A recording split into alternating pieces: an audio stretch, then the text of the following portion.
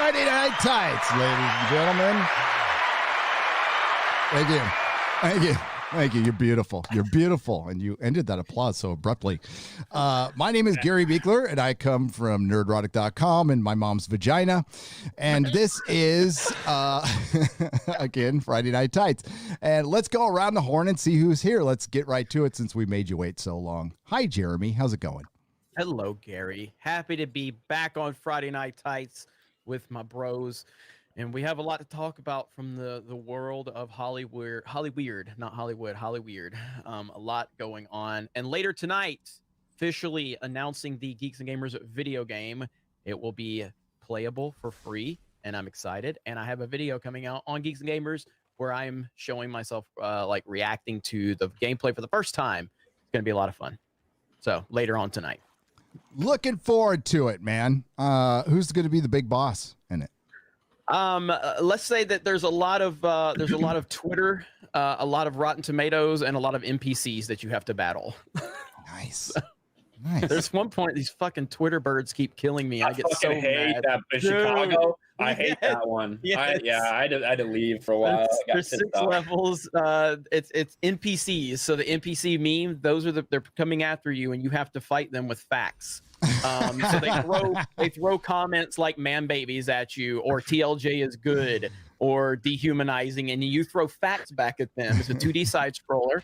It's got 6 levels, and it's very well done. That is genius. I love it. It's great. I'm assuming the facts are like Solo lost money. Raylos are weird. Yes.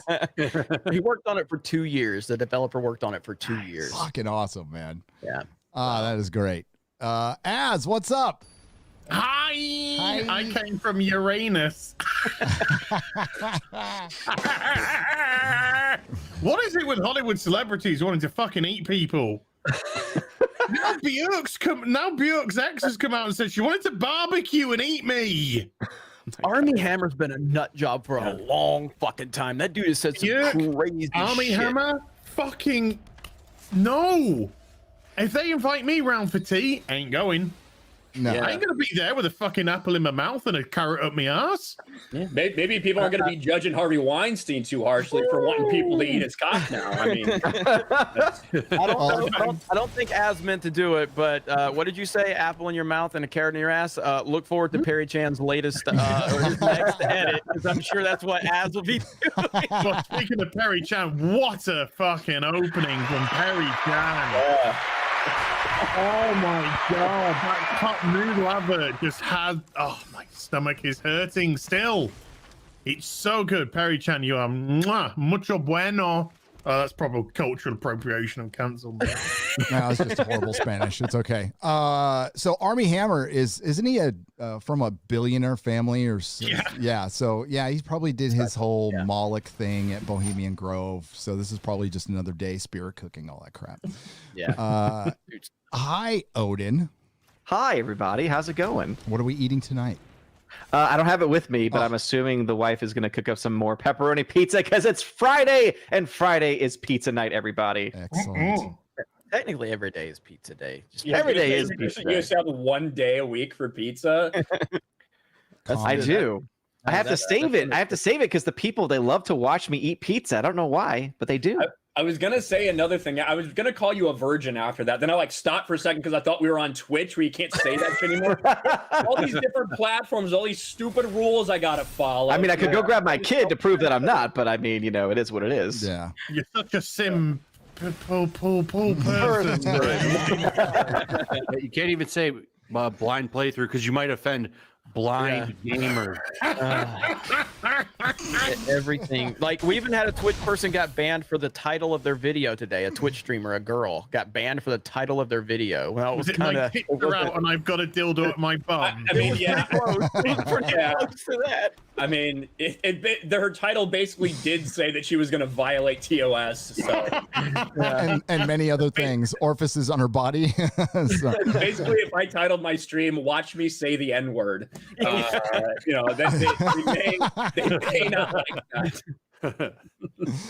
Oh, by the way, shout out to just some guy who for my upcoming birthday has actually given me an N-word pass. Oh man, right on. Certificate and everything. So nice. I got mine from Polly the polar bear. I don't know, but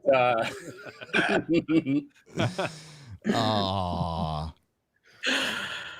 Hi, Ryan. hello, Gary. I'm happy to be here with you in that hot as shit California right now. Yeah. It's 90 degrees where I'm at. It's probably just a little bit hotter where you are. But yeah, in here. It's a shame you can't go to swimming in the ocean without going to jail. yeah, we can't do anything, so I am inside. It's just whether the air is going to be on or off. That's really the determining factor here in California. There'll be a rolling blackout. I'm snowed in here. I can't. I'm in a village in the middle of nowhere. All my roads are locked off. I can't get deliveries. I can't get post. How's that different? Anyway, so. How's that any different? You can't even go and sit on a bench near the beach. Yeah. I'm still going to the gym right across the street. They're still open, defying the laws of Emperor Gavin Newsom. So that dude can go fuck himself. We're just over. We're approaching the number of signatures needed to get him out of here, which is a very good thing. Yeah. So Ryan, enjoy your air conditioning till the rolling blackout hits, because everybody's inside. And we our very special guest for this evening, Yellow Flash. What's up, my friend? Good. Glad to be here amongst you fine gentlemen. Who are you talking to? Yeah, I'll be honest, I don't know if I can do this show. Flash had a very offensive thumbnail with Brock Skywalker, and it's Ray Lesnar. I need a visual aid for this. Where can we find that? Now you just need like a black-faced Paul Heyman who's screaming Ray. That's what you need to complete that thumbnail. That would be perfect. Here you go. Hold on. I'll put it in the thing, and you can. Rachel. Here's the Twitter. You can pull it right up and show it. You can blow up the thumbnail from there. It's so good.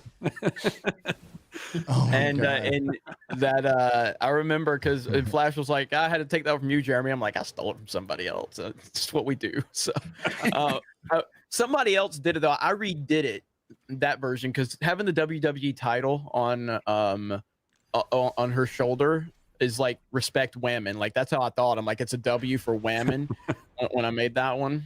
Hey, click on it. You can blow it up. It'll pop right out. Yeah. There we go. Seamless.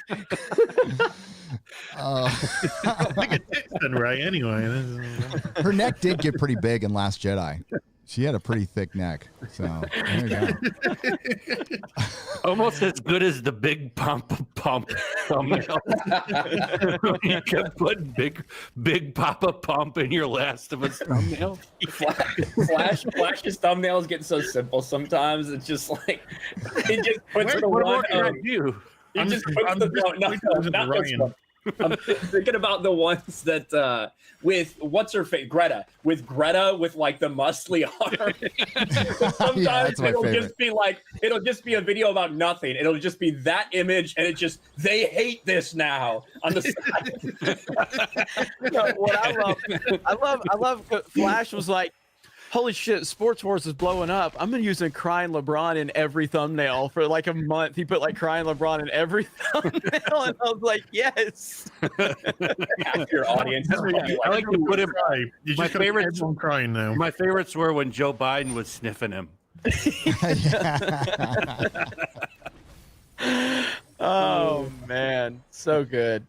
It's just funny because you know how much it triggers them. Oh, they hate it. Oh, they hate it so bad. Star Wars cringe a minute ago. Yeah. Star Wars cringe. I'm unaware of Star Wars cringe. Ironically, the account just popped up. We've been having fucking 6 years of Star Wars cringe. You finally decide now to make an account. I know. Yeah. Yeah, doesn't it feel like it's such a weird resurgence of all this now? I mean, we're kind of revisiting arguments we all made 2 years ago, a year ago. I know it's a new audience coming to it, but like it's late to this party, man. Yeah. Well, I think it's because you have something in The Mandalorian that actually got people's. It's like Force Awakens, right? Where all of a sudden a lot of people are back invested. They're coming up with all these theories of what they think will happen, right? So for a while it was dead because just nobody gave a shit.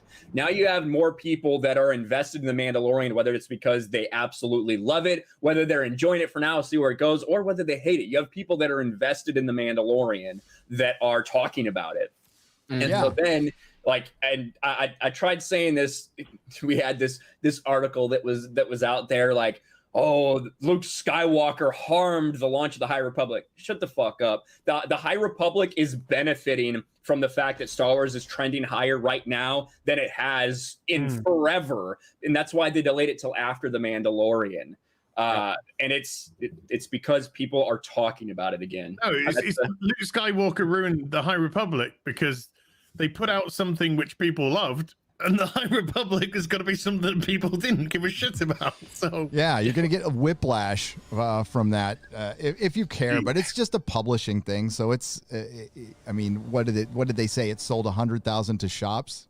200,000 they shipped. Yeah, that's because they made like 30 variants too. Yeah, that's another big thing. They make all these variants. I mean, that's a scam Marvel's been doing for years, making 70 variants for a book and putting them out there. And people eat them up, I guess. I don't get it. But the actual number of people reading the comic very low is 25 to 30,000 on the first issue, baby. Yeah, show that. Well, I think this Luke Skywalker. Oh, go ahead, Ryan. Go ahead.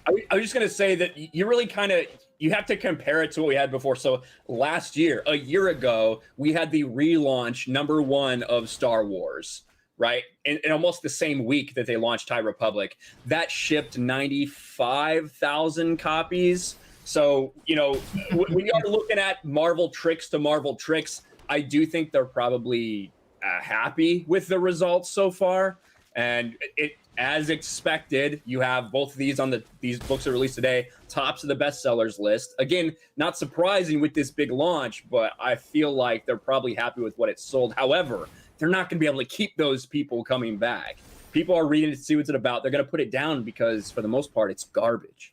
Yeah. I mean, I think Luke Skywalker's return in The Mandalorian probably made a lot of people realize how bad Luke was in The Last Jedi. I think people were like, "Wait, this is the response you would get if you actually had the right Luke Skywalker." Wow. Okay, maybe I haven't been paying attention as closely as I have, and I think that's kind of brought the discussion back up in terms of how bad the sequel trilogy really was. So a lot of people are having that discussion now that maybe we're not paying attention as closely as they should have been. No. But yeah, I mean, that was the Jeremy. Luke we all wanted. Yeah. Yep. In Last Jedi, that was what we all wanted to see.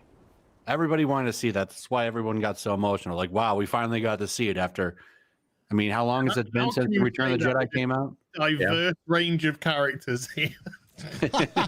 Wait, why do they have Zach's girl in there? In the bottom? Because Separated at birth. now I seem to recall someone calling a certain type of haircut SJW looking characters. It's somebody that never criticized Mental Dave illness Filoni, haircut. so, yeah, Yes. somebody that never criticized Dave Filoni apparently, even though I caught hell for that when I said I said I offended the Star Wars hair community. I made that big video. I said Dave Filoni's been compromised because of those SJW looking characters. You've got the same character here twice. That's the same character with just a different lightsaber, and this one just didn't cut her hair. Oh, the Green Lantern one. That's the one from the new Future State Justice League. I read that. Mm-hmm. She's the greatest detective ever. Mm-hmm. The best. man. Oh, with Did the you say that was Ever with an A, correct? Avar. Avar. But didn't she hacked Oa with a laptop or some shit? No, that's from a different book. Future State. In the Future State book, we have the They Them Flash. We also have the new Batman, who they say, like straight in the book, did what his predecessor could not, actually save Gotham. Oh. And now Bruce Wayne is still doing stuff, right? There's like a Bruce Wayne book. I've read every one but 2 of the books because it's all tax write-off, and it's something to do for the other channel. And it seems to take place in multiple timelines in the future. Like I can't. I guess the preview book explained it. I didn't read that, but there is like the Dark Detective, which is Bruce Wayne. That book's actually pretty good. I'm not gonna lie, that one I really did enjoy. But because he lost most of his money starting in Joker War, so he's broke. And then there's of course the new Batman, who's better, right? He's better. He's gonna save Gotham actually, and then that's like what's going on. I think Dick Grayson's kind of crazy now for some reason. He's wearing he's male. Yeah, he's wearing Slade's mask for some reason. I'm not sure. And Damian's dead. Tim Drake is still kind of normal and okay. And that's pretty much where they're all at. But then we're presented with this. I know it sounds awesome. You really sold me on that, Flash. And then we have this amazing diversity here before us.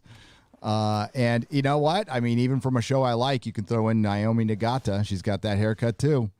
Yeah. Nick Spence. Oh my God. Why aren't black women offended by this? I know, exactly. They probably are. They're just not listening to them. Because they're not actually reading or consuming the product. They don't even know about it. They're just on Twitter complaining about it. Yeah. No, they're not even on Twitter complaining about it. It's white people complaining about it. Yeah, that's true. The saviors of black people. Yeah. Where's that Game of Thrones meme? Yeah. Oh my God. Yeah, this is so diverse, so stunning and brave. This is where we're at. So yeah, it's hard to believe, you know, with the return of Luke Skywalker, it's hard to believe that there isn't some kind of I don't know if it's a civil war or a battle for the hearts and minds of the fandom and Disney, or they're just playing both sides and seeing which one works out. Are you guys buying the Civil War thing? I mean, look, I think it's fun to talk about. Look, here's the deal. When people that are trying to act like that there is no Civil War, they're basically presenting it where there's this absolute war within Lucasfilm where Dave Filoni and Jon Favreau are showing up with MAGA hats on, and then Kathleen Kennedy standing across with forces female, and they're ready to battle like the final of like. That's not what like Ron Burgundy. It's clearly just a couple of different visions, and it seems like the Filoni Favreau vision is moving in one direction, and people are very much happy about that. And then the Kathleen Kennedy type of stuff with the sequel trilogy and the High Republic. It's just a different vision. That's all. I don't think that anybody's showing up going, fuck Kathleen Kennedy, oh, fuck Favreau. Like, that's not what it is. Like, it's just a different vision. That's it. It's pissing me the fuck off. That's what it's doing, Gary, because you have these two sides that are both spurging out. One side is like, oh, look, here's this quote from Dave Filoni saying Kathleen Kennedy was part of getting him with Jon Favreau. This was from 4 years ago. This means that there is nothing. They are hand in hand doing everything together. It's a joint effort. You know, they're completely in this together. And then you have this other side that's saying, no, they're literally raising fucking Filoni Favreau banners in their articles to declare their side. Like Game of Thrones. I like to say they're all sitting at different lunch tables. Remember in high school, how you have the different clips? That's the No, reality. you can't sit here, John. That's probably the reality. Dave's On the table. losers table, then. The reality is, the truth is in the middle. Yes. They're like, of course, Kathleen Kennedy is in charge of Lucasfilm. She was part of bringing these guys together and making the show. She is an executive producer on the show. She's not banned from the set like a lot of people try to say. That's just simply There's not pictures true. of her on the set. Exactly. But, you know, she is not someone who has creative control in really anything. What she does is she hires people. Usually those people align with her fucking ideology. In this case, she hired Favreau because they needed a win. They needed a win for Star Wars, and he knew how to do that. He delivered in a big way for a lot of people. The truth is that some people see what they're doing, and they see how they're treating characters. They like the way that's going on. I have my criticisms. You guys all know that. But they see what's happening, and they're like, wow, we need more of this in Star Wars. We have been hearing for over a year that there are people who feel like Star Wars would be in better hands with Favreau Filoni. That's just how it is at Lucasfilm. That is the truth. That is the bottom line. We've heard it from so many different places, not presented the way it is necessarily from someone like WDW Pro, but we've heard from a lot of different people. So there is people who feel like they want Star Wars to go a different way. It is not some full-blown civil war, but it's also not everything's peace and harmony and love everywhere. It's in the middle. Yep. Well, I mean, I talked about this. I heard over a year ago that there was just a divide of visions at Lucasfilm. I'd heard that a year ago, and that means nothing when you hear it, but it does mean something when you hear it, and then you actually can see that there are different visions once you see the product. Regardless if you like either vision or not, you have to admit that there seems to be two separate visions right now with Star Wars. Also, it's such a gigantic company. I mean, you're going to have differences in even some of the smaller branches of the company. So, you know, whether it's in Marvel or whether it's in Star Wars, you're going to see these different visions play out. And obviously, one is winning over fans a lot more so than the other. And the higher ups above all of them are going to see that at some point and say, okay, let's go with this one. Well, I talked about this in a video a few weeks ago where I was talking about this stuff. Just to say that there are different visions doesn't mean that there's inherently a problem. But when you look at everything that's happened in the last several years, and then there's different visions, and then you go, okay, there might be an issue here. It's just like the Marvel Cinematic Universe. Is it fair to say that the Netflix Marvel shows and the movies were different visions? Yes. But Kevin Feige proved that he was in charge of all of it. Every time he did an interview, he was the guy. He was the man answering the questions. He was the man telling you what was going to happen. He was the guy. You got Bob Iger answering for Kathleen Kennedy half the time. You got Kathleen Kennedy answering. Then you got Jon Favreau answering. And it's just like, you see these visions and they're there. You can make of it what you want, but there are different visions. If you think there's a real civil war, there's not. There's not. But at the same time, I think Ryan has it perfectly. There's just, it all falls somewhere in the middle. It depends on what Kathleen Kennedy's, how strong her ego really is. I honestly don't know. So she brought in Favreau for a win, and he got himself a win, and her name wasn't being brought up a lot in association with that win. Does that bother Kathleen? It probably has to. It's Hollywood. Come on. It's all about ego.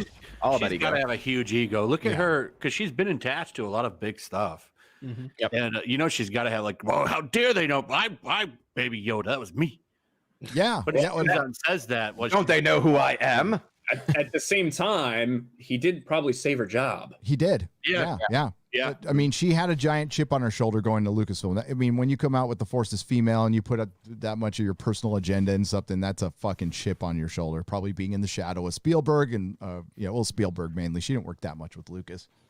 Also, Rob Marshall. Yep. She's not going anywhere Frank now. Marshall? But if Mandalorian had been a dump, if Yeah, it had Frank been a Marshall. disaster, she would have been fired for sure. Oh, yeah. 100%. But no, you're right. The audience responding to The Mandalorian saved her job, period. And we're stuck with her. I guess her contract was supposed to run out like the end of this month, right? She's not going anywhere. I think so. But now, does she call the shots on The Mandalorian, though? That's, I don't think so. She, this is another thing that I think kind of drives me crazy. The idea that some people whoa, The Mandalorian, there was clearly a Kathleen Kennedy mandated scene when Boba Fett got dominated by that female Mandalorian. It's like, if you think that Kathleen Kennedy's involved at that level on creative decisions, you are a fucking retard. I'll say it again slower for you. You are a fucking retard. And if, just when you look at what Dave Filoni has done in his things before. Well, it's not that hard to. It's pretty believable that she got the drop on Boba Fett. He ate his way out of that Sarlacc pit. So I mean, he wouldn't be that athletic. But Dave Filoni has a history of very strong, powerful female characters. Yep. I don't think it's as over the top as a lot of other things we've seen at Lucasfilm over the past several years. But it's there, so it's not a surprise that happened. Because that was Sasha Banks, the WWE wrestler. Mm-hmm.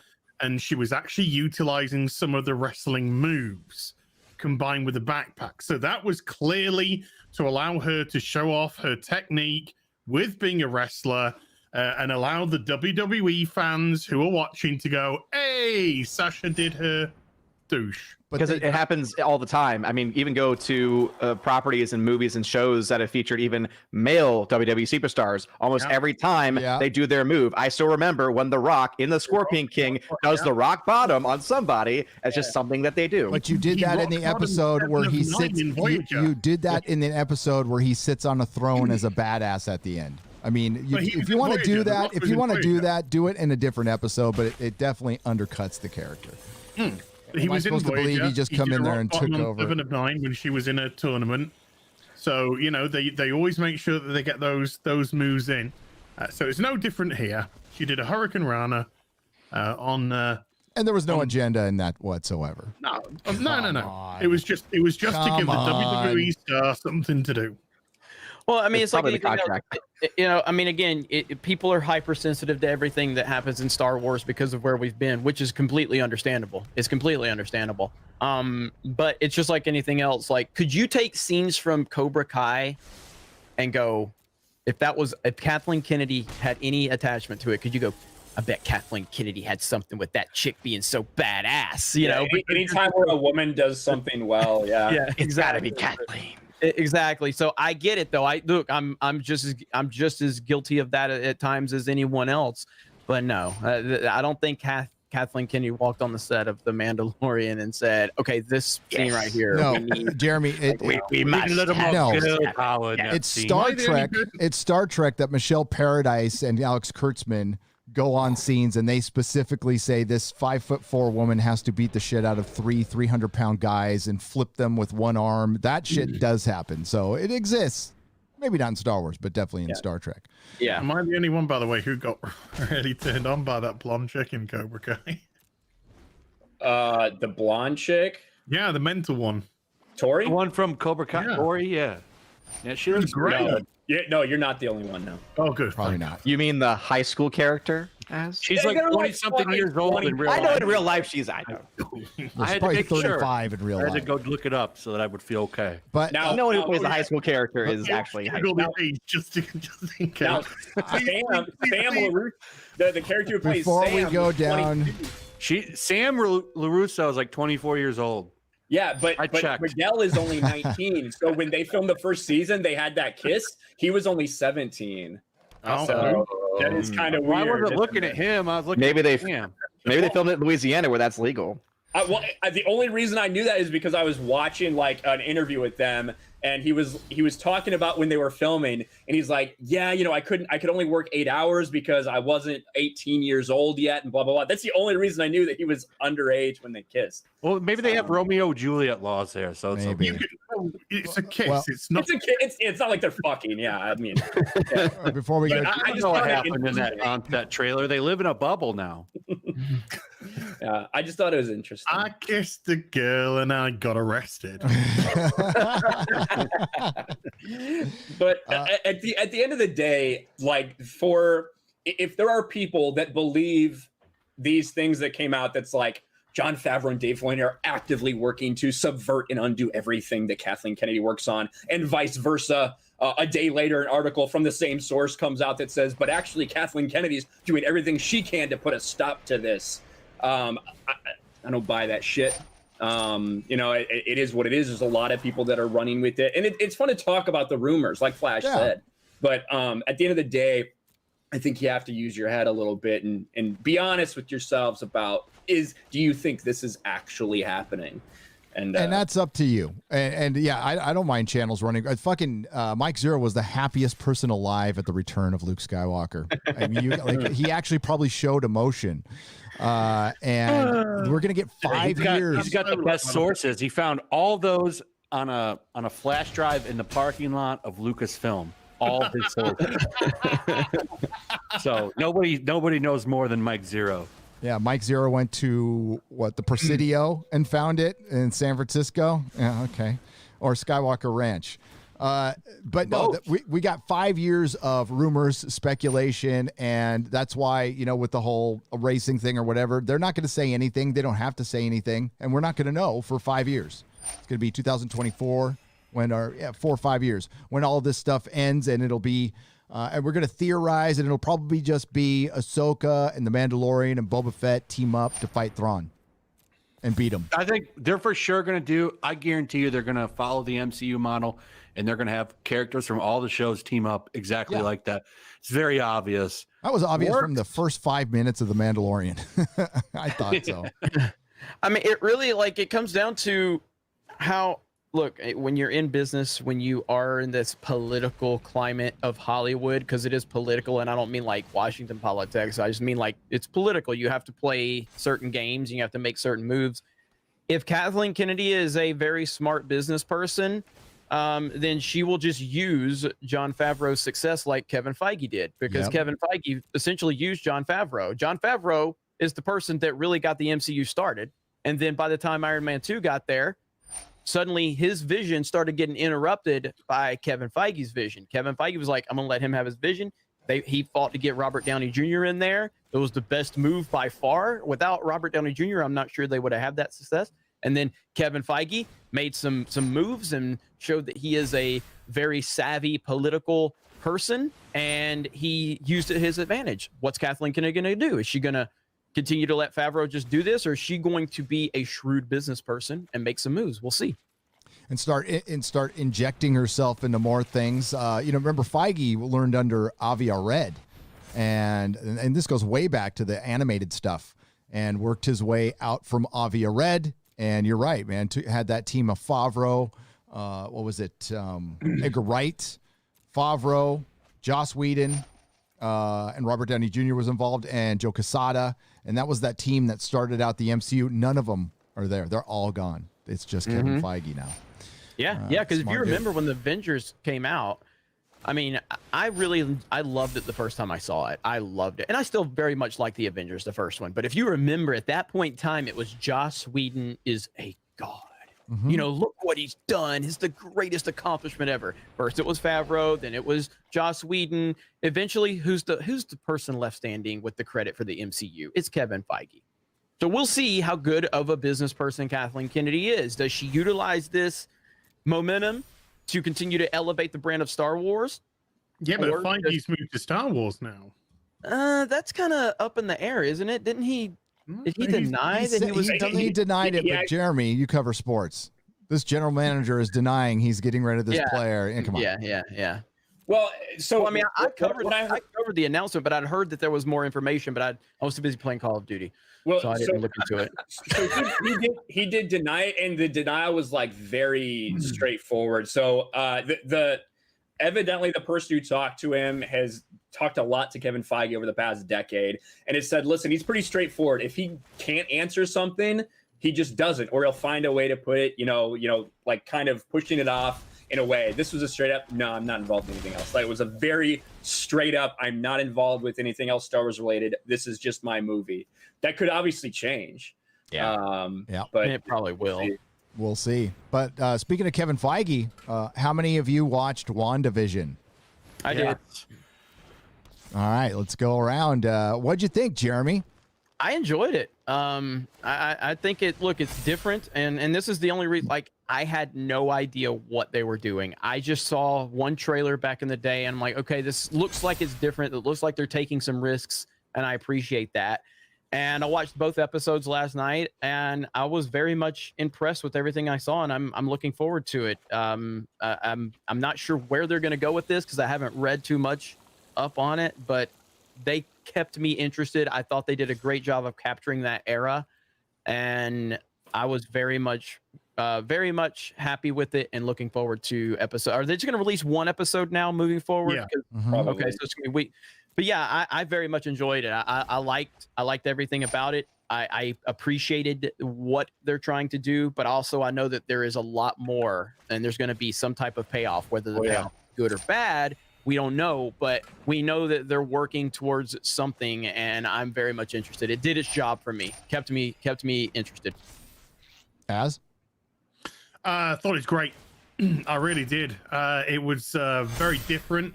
I wanted it to be different, and it was actually more different than I thought it was going to be. Same. Yeah. I thought they were going to be kind of zoning between realism and then the 50s kind of TV show. I thought there was going to be like a bouncing around between all that, and then to have it just literally start like a 50s comedy, Bewitched, type of show, and literally continue the 20 minutes like that was fantastic.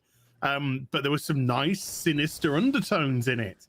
And the way that they couldn't remember very simple facts when they got married, when they met, showing this blockage in memory. The way that the heart thing was completely misconstrued was for comedy value, but also at the same time showed how disconnected they are from reality. The second episode, again, bringing much more to the table with the additions of the little splashes of color to this black and white world, and then being pulled back into the TV show element of it. And then the great ending where everything starts to turn into color, and they're moving into another decade from the 50s to the 60s now. Yeah. And I think we're going to go from the 60s to the 70s later on. And if you've seen the 30-second clip of what's to come this season, this looks like it's going to ramp up big time. Like there's going to be a huge payoff. Again, whether, like Jeremy said, whether it's good or bad, I don't know, because I'm not massively knowledgeable about the Marvel universe and the villains and stuff. So there could be a lot of nice little nuances which I miss. But it looks like it's going to ramp up into something pretty special towards the end. And I am excited about that. But I found out, can I just slightly derail this? But I just found out today that the Loki series, which stars Tom Hiddleston, he's not Loki in it. He's going to be Loki in it for the first episode, and then it's going to be a female Loki doing the rest. Yeah, we've heard that for a long ass time. Yeah, I have not. Yeah, wow. I didn't hear that much, but as far as there being a female Loki, we heard that fucking year and a half ago. Tom Hiddleston, who's been all over I didn't think it was real. He's barely in it. Apparently, he's barely in it. It's all about a female Loki. And they're gonna drop. People are gonna drop that pretty quickly. You are fucking kidding me, man. I thought that was bullshit. No. Yeah, I found this out today. I was absolutely amazed. That's my video for tomorrow. What the fucking bait? Well, like what? Real quick, before, like bait and switch, bait and fucking switch bullshit. That God, they did this in Iron Fist 2, which was approved by Kevin Feige. And by the way, every Marvel comic you get approved by Kevin Feige. WandaVision can undo a lot of shit if they want, and I'll touch on that when it's my turn. Absolutely. But one thing that was confirmed, we'll get to Odin. 30-minute episodes are a thing for Disney Plus. That's going to be a thing for all their shows. Well, these were like 22 minutes before. And they're supposed to be sitcom size. I understand that, but I think all their shows are going to be like this now. So Odin, what did you think? Yeah, so I enjoyed it for what it was. I think that it was very well crafted, well put together, right? It's got the acting, it's got, framing, all that stuff. I love the 4:3 aspect ratio as well that they're using for the black and white sitcom. But I'm just so confused because the whole time I was like, wait, what is going on? I honestly, I've gotten to the point where I understand that it's going to be building up to something big, but I think that the show is built and was almost made for exclusively to be a binge model. And because now they're doing this, week to week from this point forward, I don't know if they're going to be able to keep enough of people's attention, at least based on what we've seen so far, week to week, when it seems like they made the show specifically as meant to be binged all at the same time. The way that Disney the episodes were do binge. Because what they did, in my opinion, they released the 2 episodes so they could set the premise that we're going to go from the 50s to the 60s. Yeah. Now next week you're going to go, what's the 70s going to be like? And then when you're like, what's the 80s going to be like? So I think they know that this is going to take a second to pay off. Yeah. But everything I think can be again, I prefer to binge everything, but it's clearly working for the Mandalorian. There's no doubt about that. Both models work. I mean, Cobra Kai's numbers are phenomenal. At least that Netflix is reporting, but this is going to be, I think this is going to benefit big time from a week to week model personally, but I understand what you're saying. I do understand. Yeah. It's just kind of the thing where I understand it could work in both capacities, it could work in both ways, but that's just the feel I got from it. Was I just felt like, man, I want to know what happens next, but at the same time, I'm still so weirded out by how unique this is. I will say one thing though, as far as this the 50s and 60s, I love the character that Catherine Hahn's playing. She got, especially that first episode, she got that 50s neighbor personality done like so well. Because I think Elizabeth Olsen's a great actress, but I mean Han was blowing it out of the park with hers. Every time I see her, I wait for her to go use the men's restroom and throw her leg up every time. Step Brothers every time. I can't. She's like Zach. She's hilarious. The cast was great. The acting was fantastic. Yeah. Yep. No. But well, Flash, what'd you think? All right, so I've really been looking forward to this show because they can do so much with the show because Wanda, the Scarlet Witch, a lot of people don't know just how powerful she really is, and I think that's something that this show, they didn't set that up very well with her in the MCU, but there's stuff they're using Avengers Disassembled, they're using the House of M, they're using the Vision comic that Tom King did, and they're kind of wrapping all this up. Wanda can bring people back from the dead. She can erase you from existence. And this is how she brought Vision back. So now this tells me there's two things they can do with Chris Evans. They can DH him with Wanda's powers, or he's just going to come back and be old man Captain America. But there's going to be a big payoff from this. It's going to get, I don't know who's got her trapped or if she's just maybe got this like maybe a fixed area kind of pushed off and people can't get into it. Because from the trailers, if you remember, like they have people investigating a barrier wall. So there's going to be something, there's going to be a big payoff. Like so the big question I have is why doesn't she know? And that's probably because she went insane, which she did in Avengers Disassembled. She went insane, and that's what burnt down the Avengers and led to the new Avengers and stuff. This would actually lead into the MCU's like kind of next phase of building a new Avengers.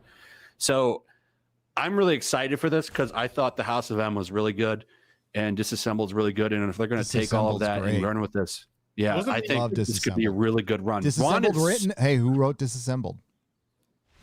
Oh, fuck, I don't remember. Jeff Johns. Was it? Jeff Johns. Right, yeah. But wasn't there a guy on the radio saying, we're going to get into Ray Fisher. The guy on the radio, I don't know. I don't know what they're doing their own thing. But he's like, Wanda, what did they do to you? Yeah. She's gone insane. She's insane right now, probably, if they're leaning into the history. Because that would make sense if you go into the Doctor Strange stuff, where she's going to be the villain. So this will carry over into that. So this is going to have a really good payoff. I got a really good feeling about this show. You're just going to have to. This is why the binge model might work better for this show, but because you'll be able to go into the payoff faster. But it's going to be good. But that payoff isn't going to pay off until a movie. This is going to set up a movie that's going to be years away. We'll talk about the binge model in a moment. I'll tell everybody's wrong about the binge model, and I'll just tell you. But I like that. I can understand a lot of people are going to be turned off from this because they're like, this is so different than anything they've ever done. But I think this has a lot of potential. Well, hopefully it has it and it pays off. It'll just depend on how well they do it. Yeah. I think it's going to be mega. I think this could be a mega hit. I think people are going to love that this is different. Is Ryan going to be hating on it? I'm waiting. Yeah, I think it's boring as fuck. Like I get it. So here's what I'll say is I love the fact that it is different because that has been the biggest fucking problem with the MCU is that it is the exact same thing over and over again. So I give it credit for being different and I give it credit for going all in. Like Odin said, the 4x3 aspect, everybody is fully on board with giving it the 50s vibe, the I Love Lucy, then the Bewitched vibe. Like you clearly see what they're doing and I like that. However, I have no intention to ever watch these 2 episodes ever again. You know, like there wasn't enough actual like details about what is coming that they set the stage for me ever to feel like I need to watch these ever again. It was cool for like 5 minutes or so. But to me, I just didn't think that there was enough to make it not give me. I just didn't care about what was going on. I didn't care about what was going on with this talent show because I knew that it's just her trapped either in her She own looks so mind good or there though. done it. But she looks really good. Don't worry, tomorrow there'll be a sexist article about that. It's already written. I was going to say real quick, can somebody in the chat make a journalist WandaVision bingo card? Like she's a stay-at-home, she's a housewife. They're gonna do something about that, and they didn't address that in this show. But it's a known couple. The patriarchy of WandaVision. No gay people. But this does kind of just tell you though, like what a machine the MCU is, because they've been movies. Hey, now we're going to focus on Disney Plus. Well, we need to change our format for Disney Plus. We need a show that's going to keep people, tease them along and keep them coming back and subscribe week after week. So now they've structured this that way, and you're going to get little pieces of this mystery every week until it's all put together. And honestly, I think maybe the best, what if I really think that this show should have been set post Infinity War before Endgame. Like, she has gone insane after what she had to do to Vision. She's trying to hold on to him in here. I think that would have been the best possible place. I don't know if that's where they're going to put it. I kind of doubt that. But, to me, she had her moment. She did what she needed to do. They defeated Thanos and everything. So I don't know exactly. But that's one thing. People can make theories about this show and where it's going. Another great thing that Disney Plus wants. They want people doing that so it gets them engaged and tuned in the next week. The next week on a weekly basis. Such a wise boy right there. The binge model is something that'll always be here when the show is done and it's presented weekly. The reason you want the show presented weekly is so we will talk about it every week. I agree with Odin. This thing is probably made for the binge model, but Disney was never going to do the binge model. They did the research and they decided that weekly was the best way to go, and they were right. Because I brought up The Mandalorian. If you drop The Mandalorian all at once, then Luke Skywalker's return completely overshadows Bo-Katan, Boba Fett's return, everything else in there. Yes. And people were talking about this each week. I thought it was a little slow in the beginning. I love the artistic vision here, though. I love the 4x3. I love the black and white. I love loosely the Bewitched. The 50s and the 60s. I grew up on these sitcoms, and they fucking sold it. Paul Bettany's fucking awesome.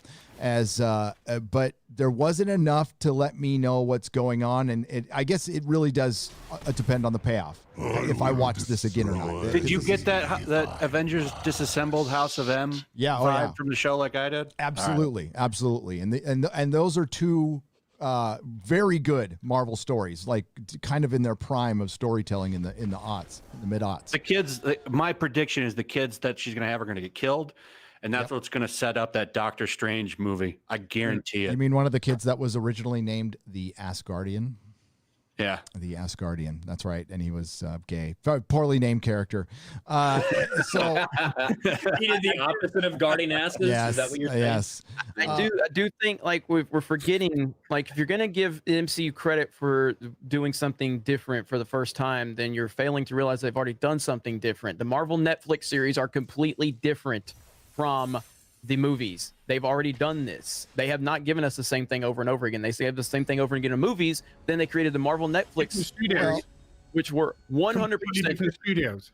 Yeah, they were completely different. They were. Jeff Loeb ran Kevin Feige signed off on it, but Jeff Loeb ran it. That's right. But I'm saying they weren't. The ones that were on Netflix weren't part of Disney. Yeah, it was part of Fox. It was still tied to the MCU. Is what I'm saying. ABC Films.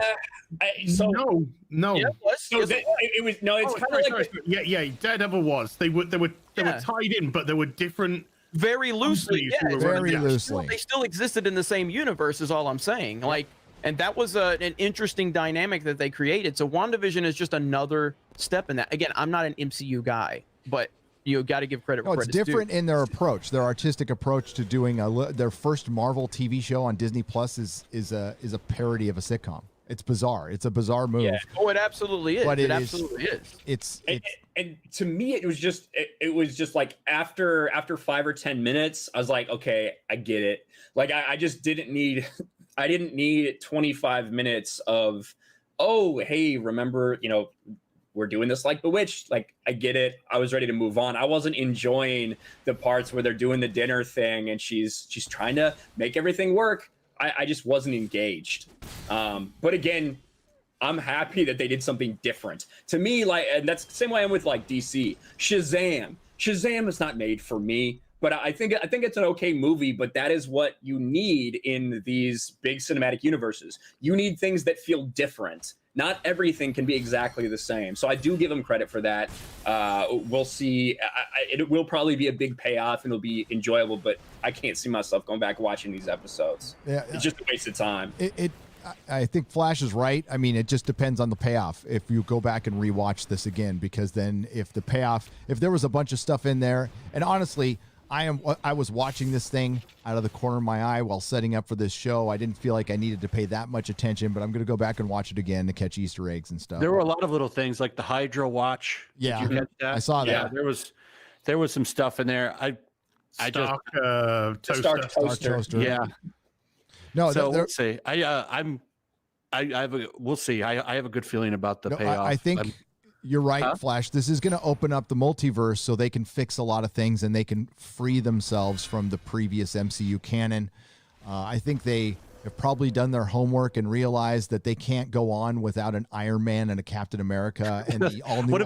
But Brie Larson was the face. She was the face. She was going to take him to the future, and not really. Have you seen the leaked toys from Falcon and Winter Soldier? Is old man Cap there? Pull up the pictures. Oh, no, it's Falcon Cap in Falcon Cap outfit. Yeah, I knew that was coming. It's that's so dumb. For one, the costume does not even I mean, he's got wings and a shield. He'd be fucking fumbling around with that shit. It's stupid. But he's his own character. He's the Falcon. You're right. So no, I completely agree with you. Why would you want to take away his character? You took away his agency, Flash. I mean, I mean, that's what they did. They took a specific black character that was well established that they actually pulled off. Anthony Mackie does a very good job playing him in the films, and made him saddled him with something else, and it didn't work in the comics either. People weren't like in love with it. Sales. Just look at the sales after the all different Marvel. Anybody wants to argue about that, but I thought it was pretty good. I was invested in it. I thought I love what they did artistically, but as far as actual plot, moved a little slow. And I don't know how I feel about these 30-minute episodes that I think are going to be every Disney TV show now. I think it's all their TV shows are going to be a half hour. I feel like that's kind of a ripoff.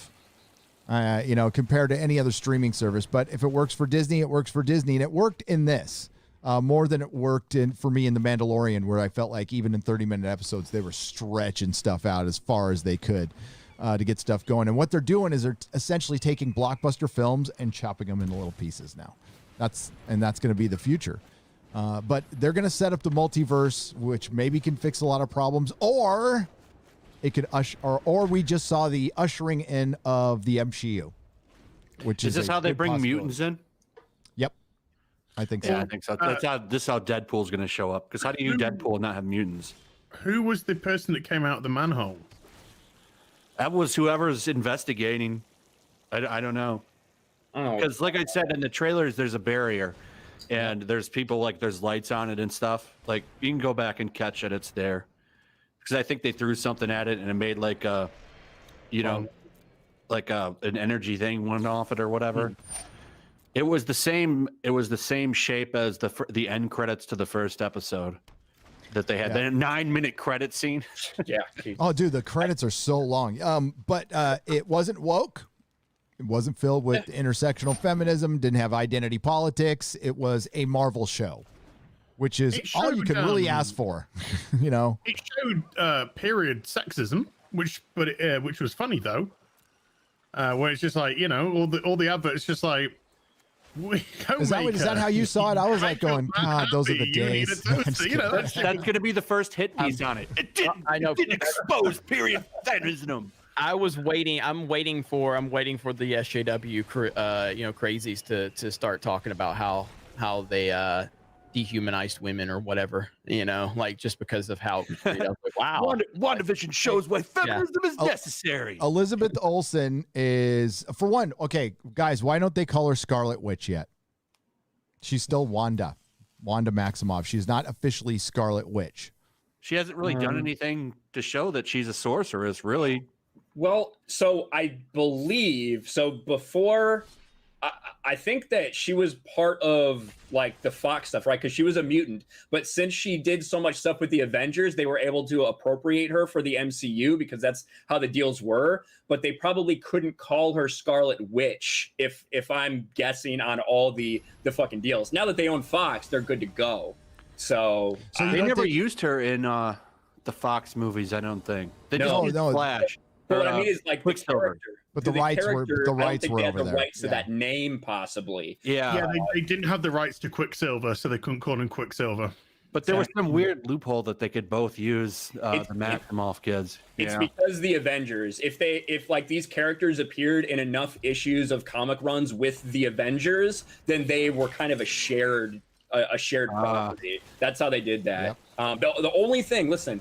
Even if I don't like the show, the one thing I demand from it needs to explain how Wanda lost her accent so fucking quick. That's what I'm expecting from this movie. How did she go from that heavy ass accent in Age of Ultron to just we good now? Oh my god! Hey, the second episode had Anya from Buffy, so I was very happy about that. No, so I don't know. The paranoid person in me thinks that they don't want to use the word witch associated with a woman. I think there's a little something there possibly as well. Yep. But there could be just a rights issue. But yeah, I would give it 7 or 8 out of 10. We'll see where it goes. I don't know if I'm chomping at the bit waiting for the show to come out every day, but it was a good move. It didn't hurt Marvel in any way, shape, or form. Considering, this is is this the first thing we've seen since what was the last Marvel movie we saw? Spider-Man. Yeah, I didn't like that movie. It's been a very long time though since we've had a Marvel property. Iron Boy still grieving. I don't look forward to okay. Toby's going to come back and outshine his ass. That'd be awesome. And remind everybody what a great Spider-Man is. Toby is the GOAT. I heard they're paying him $15 million to come back. They better, and they should have paid him 25. He signed a $54 million deal to come to Spider-Man 4. I doubt he got the money, but $54 million. Well, all I can say is that if he does not deliver pizza in that movie, I will be incredibly disappointed. No, damn we straight. Want that. Yeah. Oh, man. Well, that's good. That's good. They didn't piss anybody off. I don't look forward to these shows at all, just because I know I have to stay up till 2:00 in the fucking morning to watch this shit. So every time I know it's, I'm like, fuck. Why don't you just watch it in the morning? Just watched it in the morning. I woke up this morning and watched it then. Yeah, so did I. 11 a.m. Because if it's really if something really big is happening, I want to go ahead and I'll record video right after. If there's like the Luke Skywalker moment, I recorded immediately. And got the algorithm because I care about the clicks. I think we all do. I didn't worry about that because I knew somebody be bitching and whining about it. So just easily put some crazy thumbnail together and laugh at stupidity. That's all we do. It's fun. It's a fun job, Yellow Flash. There's so much stupidity out there, and it presents itself every day. It almost writes itself half the time. Like all the people getting mad at Gina. They're mad at her because she does her own stunts now. Yeah, seriously? When did that come out? Oh, somebody on Twitter was whining about it. Like, I know who was the real drama behind the scenes, Grace Randolph. And they highlighted how Pedro said, I appreciate stunt doubles. And then it pulled up Gina's interview, and she's like, yeah, I just like doing my own stunts. Yeah, she's like, look at who doesn't respect other people working on this show. It's like, almost like that's why like a certain Captain Marvel lied about it. Yeah. Oh, man. She pushed a car uphill, by the way. Don't you ever forget it. Yeah, that was like a 0.5% grade up that hill. I know. Right? And they changed the angle to make it look a lot more than what it was. So weak. Hey, don't you mean so weak? Chris Evans is coming back, and we have to. I think we should all admit that Chris Evans has been far worse than Brie Larson in any way, shape, or form on Twitter as far as attacking people. Not even close. So now he's coming back as Cap because he wants a career. How do you guys feel about it? I talked about it yesterday a little bit. I am completely meh on. I think they ruined the character at the end of Endgame for me personally. That was just contradicted anything Cap would ever fucking do in 1,000 years. I truly am Gary's son.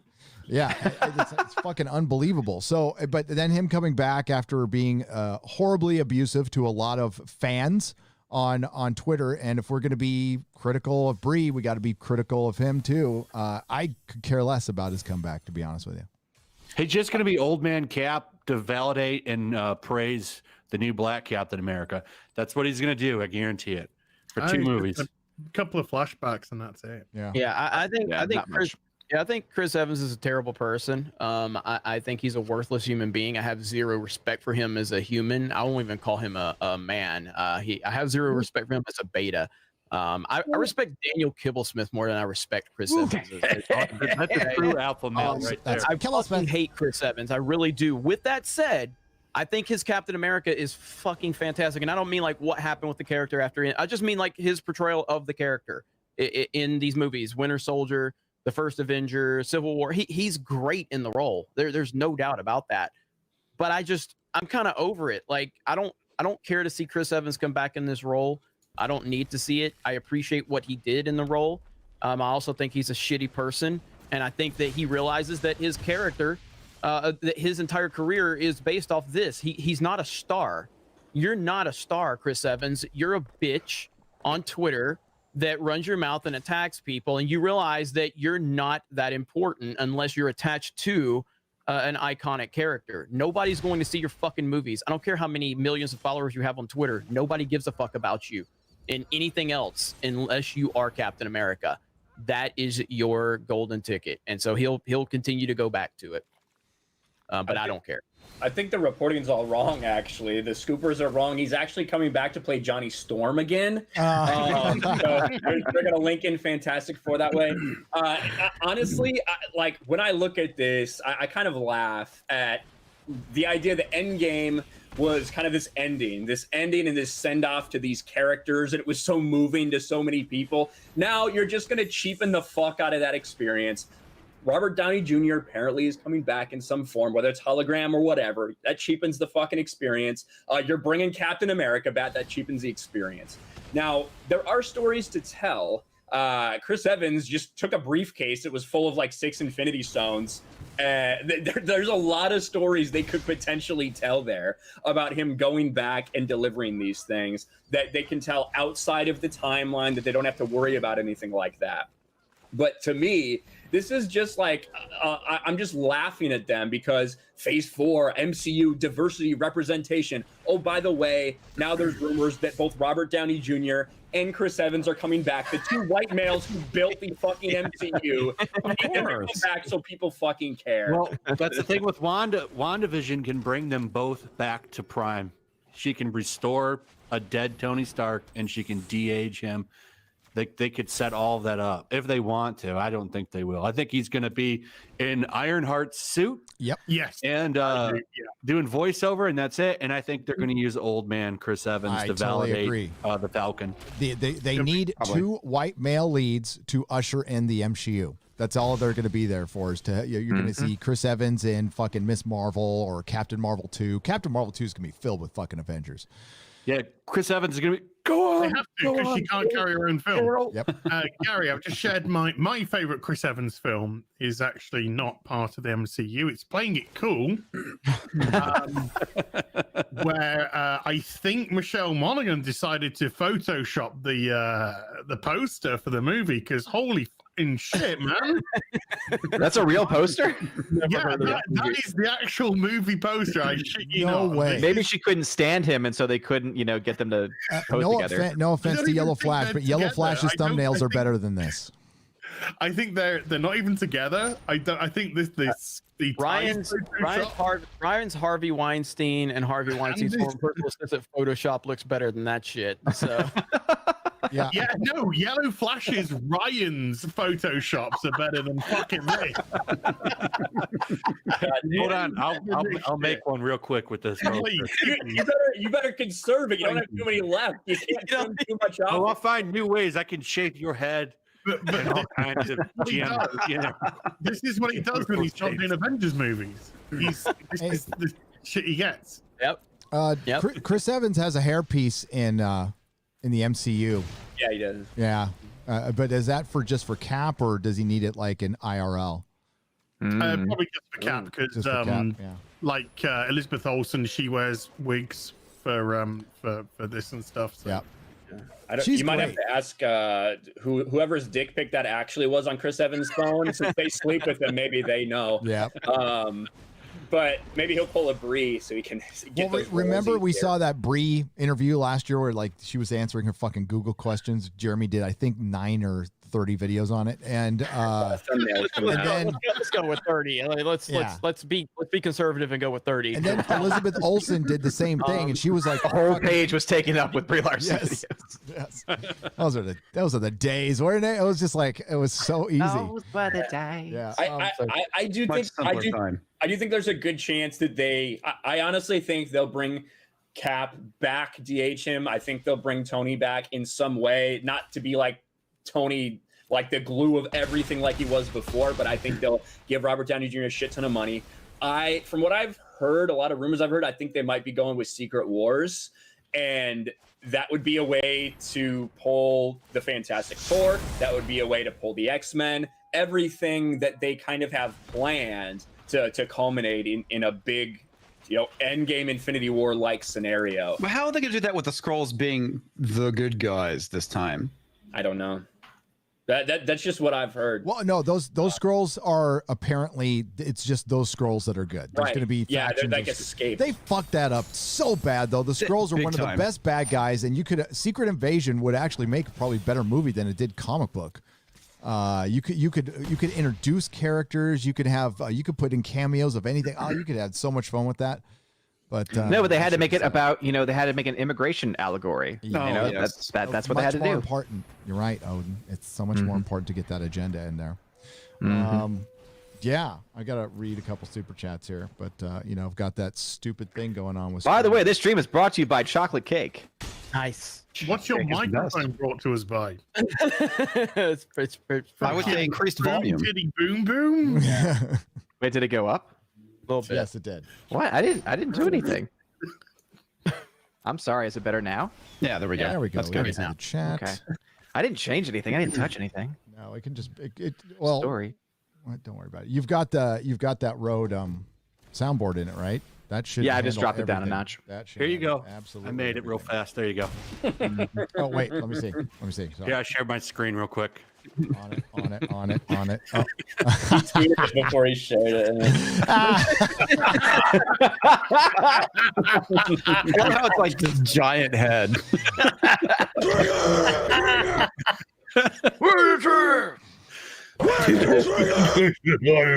Well, fuck you, Jeremy. I made it big time now. So I'm leaving. I can't tell the difference between the two images. I can't. To be honest with you, neither can I. They look so alike, those two. Oh, so hey, Odin, how's about we got some Dominoes for this special occasion? Says Rocket and Jet. Did you get Dominoes? Thank you for the $4.99. I did not. I typically will eat the DiGiorno pizza. They have it now with its croissant crust.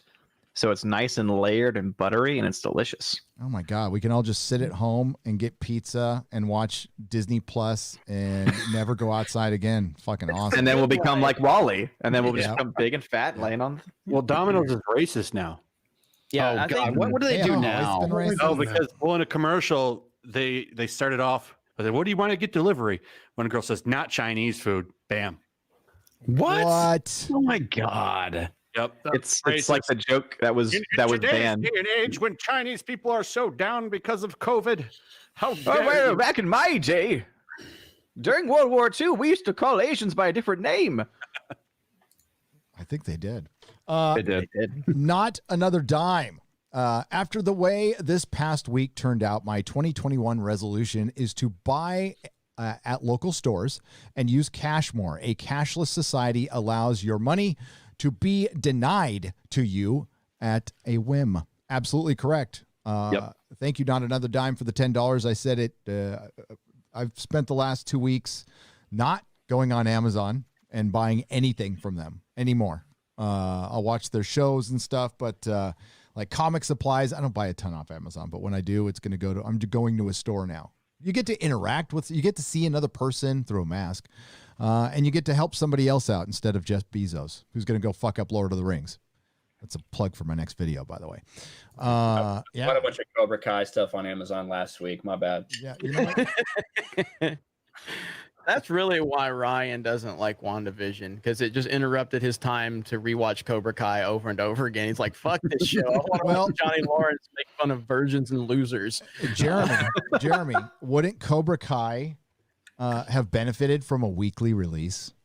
Yes. Especially because every episode, well, almost every episode, they end with kind of a mini cliffhanger little thing, like some sort of revelation. It would have been awesome.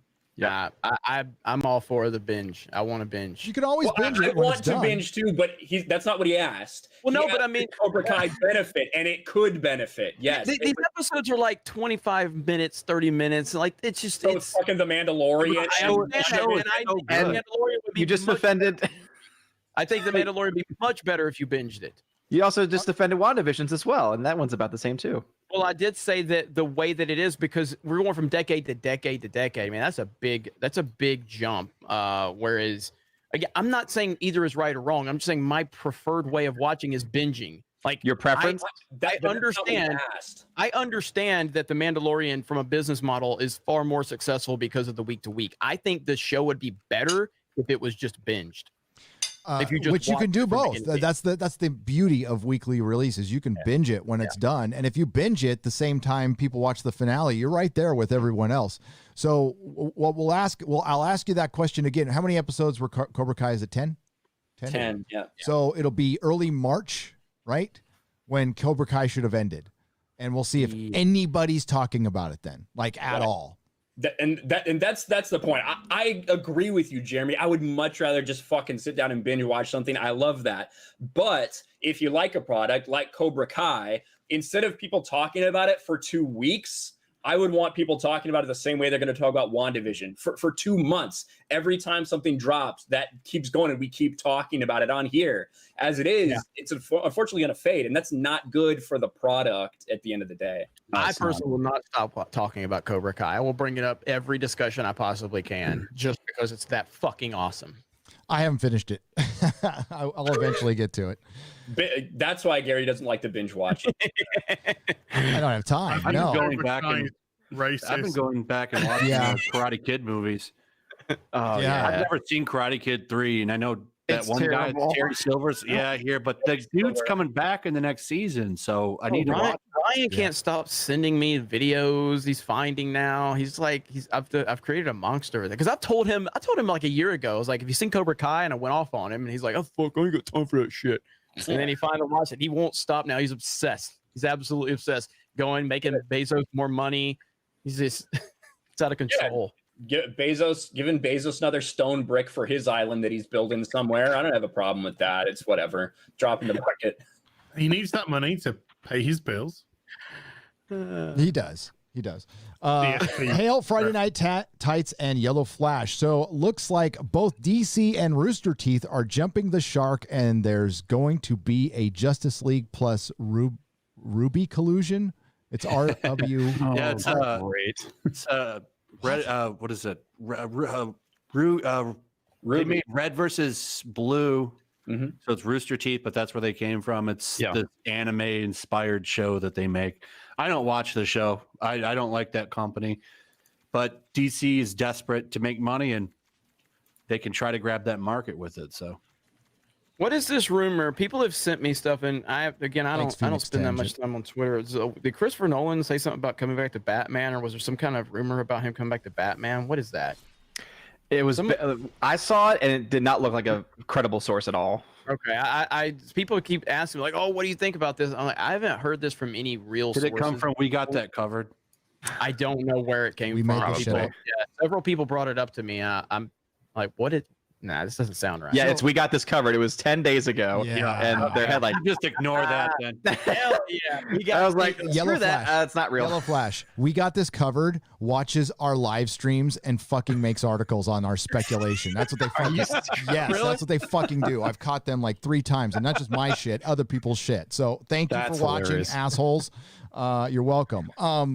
So okay, I saw this in the chat that's not moving for some reason. Why is it not moving? Why is it not moving? I can't figure this out. The Punisher is. They want to cancel the Punisher again. Yes, they do. Give him a flower as a logo. There you go. And it's because of the relation to that event, right? I don't know what was related, but they did it with the cops. Somebody had a patch. Do you That's think what it was. Marvel will eventually shit-can the Punisher? They've already kind of silently canceled him. I don't think there's any of his books on the horizon. So if an event happens in the future and Captain Marvel's logo is on it, will they cancel Captain Marvel? No, that's different. Damn. They'll give it a new spin-off series. You do know that there's a difference between fantasy and reality. Apparently not. Yeah. You're talking to people who need to see themselves in every character they watch, meaning they have to pretend they're that character when they're 45 to 50 years old. So no, these are not people who understand reality or anything else. And that's what we're fighting against. Joss Whedon said that if he took over Marvel, he said this 15 years ago, that he would kill the Punisher. That'd be the first thing he did, was get rid of the Punisher. Yeah, because the Punisher might actually go after him for his continued aggressive pursuit of every woman who he's ever on set with. Yep. So, yeah. Oh my God. It's kind of like Emma Frost. They don't know what to do with him in the comics anyway. They don't know what to do with a sexy woman. They don't know what to do with he kind of embodies that toxic masculinity they talk about. They can't have him going around. They tried to do so many gimmicks, put him in War Machine's armor for a while and all kinds of nonsense. The book has been shit forever. They can't make him a badass going around killing people. So what do you do with it? Yep.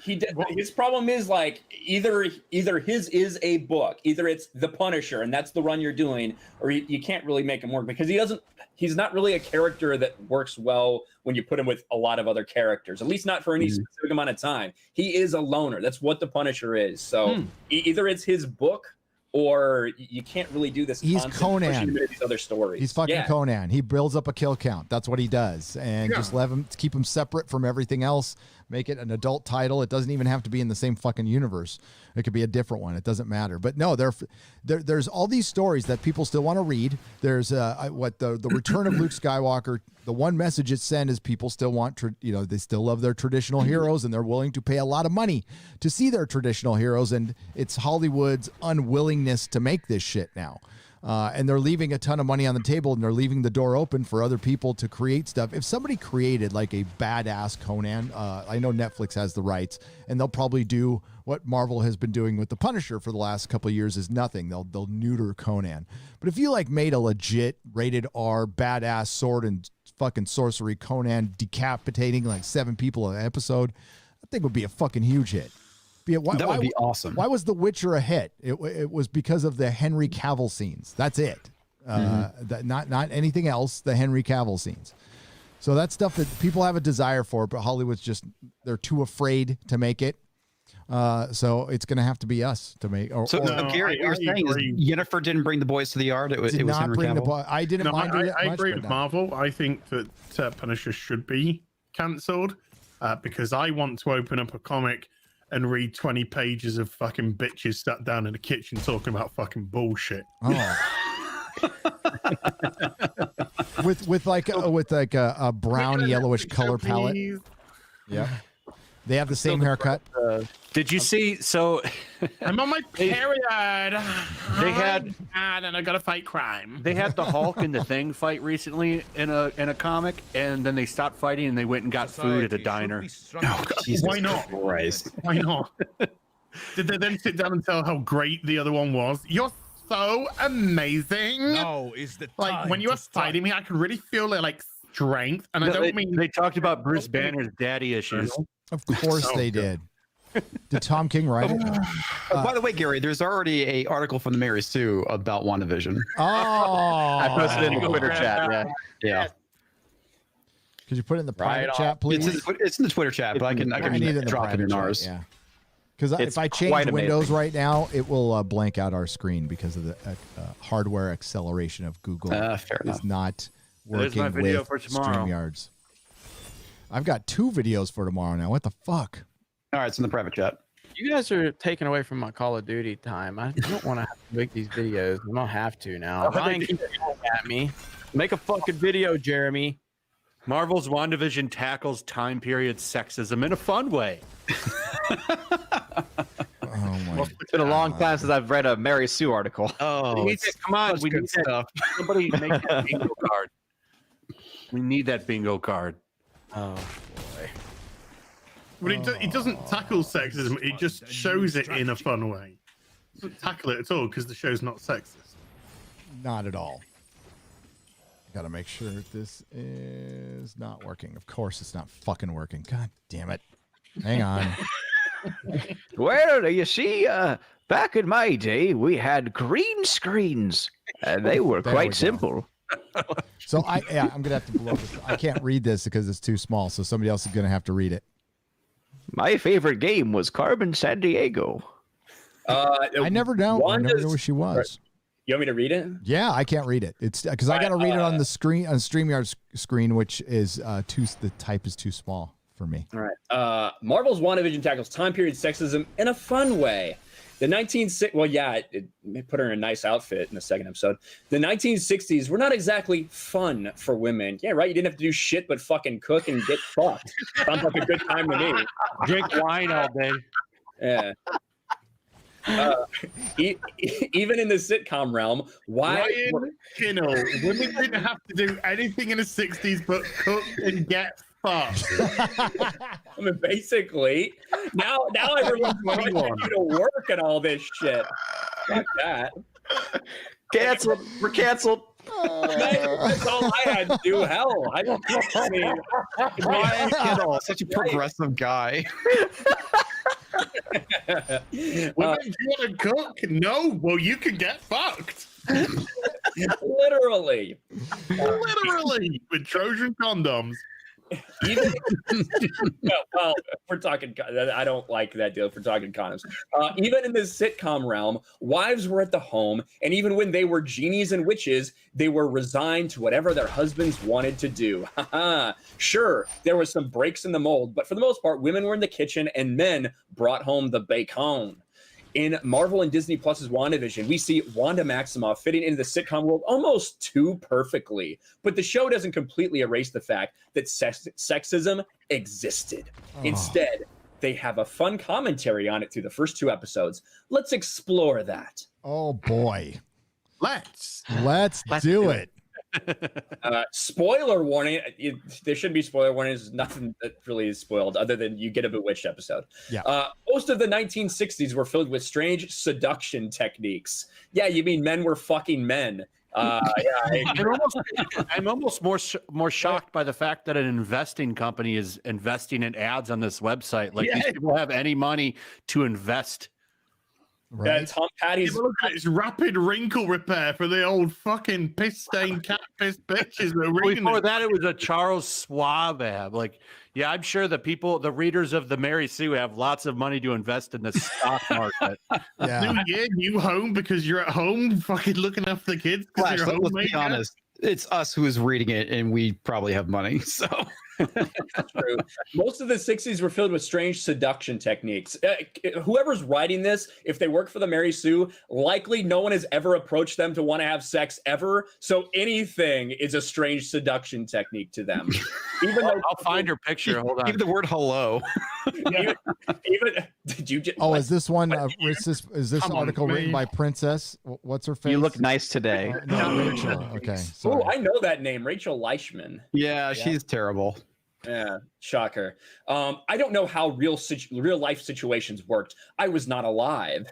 My idea of this era, like many others, is completely reliant on shows like I Love Lucy and Dick Van Dyke. And trust me, childhood me was very confused by the 2-bed situation. So by saying most of the 60s were like this, I don't know. It's just what I've watched on TV. How fucking dumb are you to say that? Like, I Love Lucy taught me how things work. It's historically accurate. Yeah. WandaVision had somehow mastered the art of playing in the sitcom space while still calling out the sexism that very much existed. Under the guise of Wanda and Vision being an unusual couple, the show lets their dynamic thrive by placing those sexist aspects on other couples or in the commercials that litter the episode. I guess Agnes, a character that recalls I Love Lucy's Ethel, still falls victim to the sexist ideas of that time period, making jokes about how she's a housewife, having a gourmet meal at the ready. Yes, having a meal for your family at the ready. How very 1960s. We should reject those things. Just let the children grab a bag of fucking Doritos. She has a very sexist Twitter. She's talking about how she wants to fuck Pedro Pascal and Ethan Hawke and Oscar Isaac. She's like, how am I supposed to survive watching Moon Knight now? She's saying she's gonna masturbate the whole time, but that's okay. She's allowed to do that. It's different. Ew. It's different when you're being sexist towards men. That's okay. Objectification only goes one way. Well, the thing I think is so funny about it is they're all freaked out because this is like a period piece. It's like, oh my God, I can't believe they're portraying these tropes. It's like, that's how that time period was? What? Come on, think for yourself. I mean, if you said something in the 1940s, you might see Nazis as the villain. You might. You criticize. What you should criticize is when people run around calling each other that in 2021. Maybe that would be something to call out.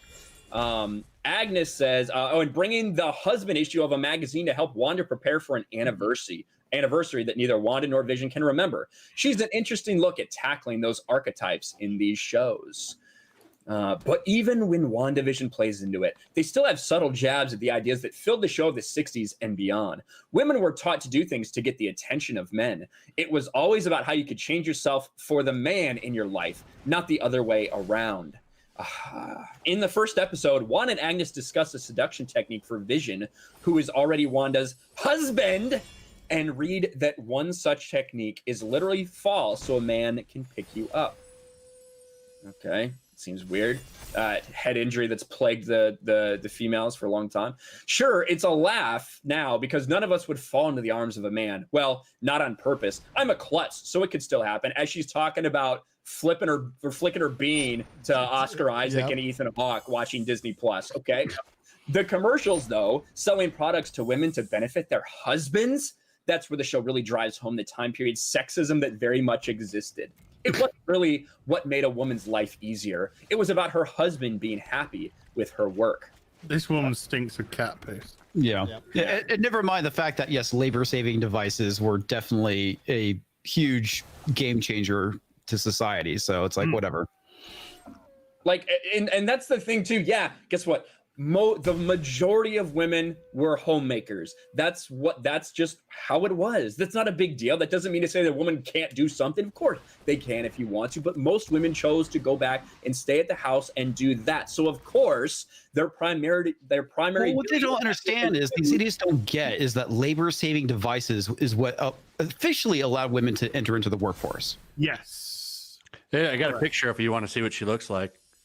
No, do we want to? I'm thinking hair color and haircut styles. No. Yeah. I'm thinking fragrant. Oh. That's actually not what I expected, to be perfectly Not what I honest. expected either. My expectations have been subverted. Mine haven't. These people are miserable. They are really miserable people. Yep. She's talking to her friend Kathy about the day she fucking came in a restaurant while thinking of Henry Cavill. Yeah. Again, Pedro Pascal. I'm on my phone. I just had to have a quick fucking flick. You know what I'm saying? Even though I was in the restaurant, it's between courses, so it didn't really matter. And then by the time he came, so had I. You already been memed again. I didn't make this. Oh, it's so good. Is that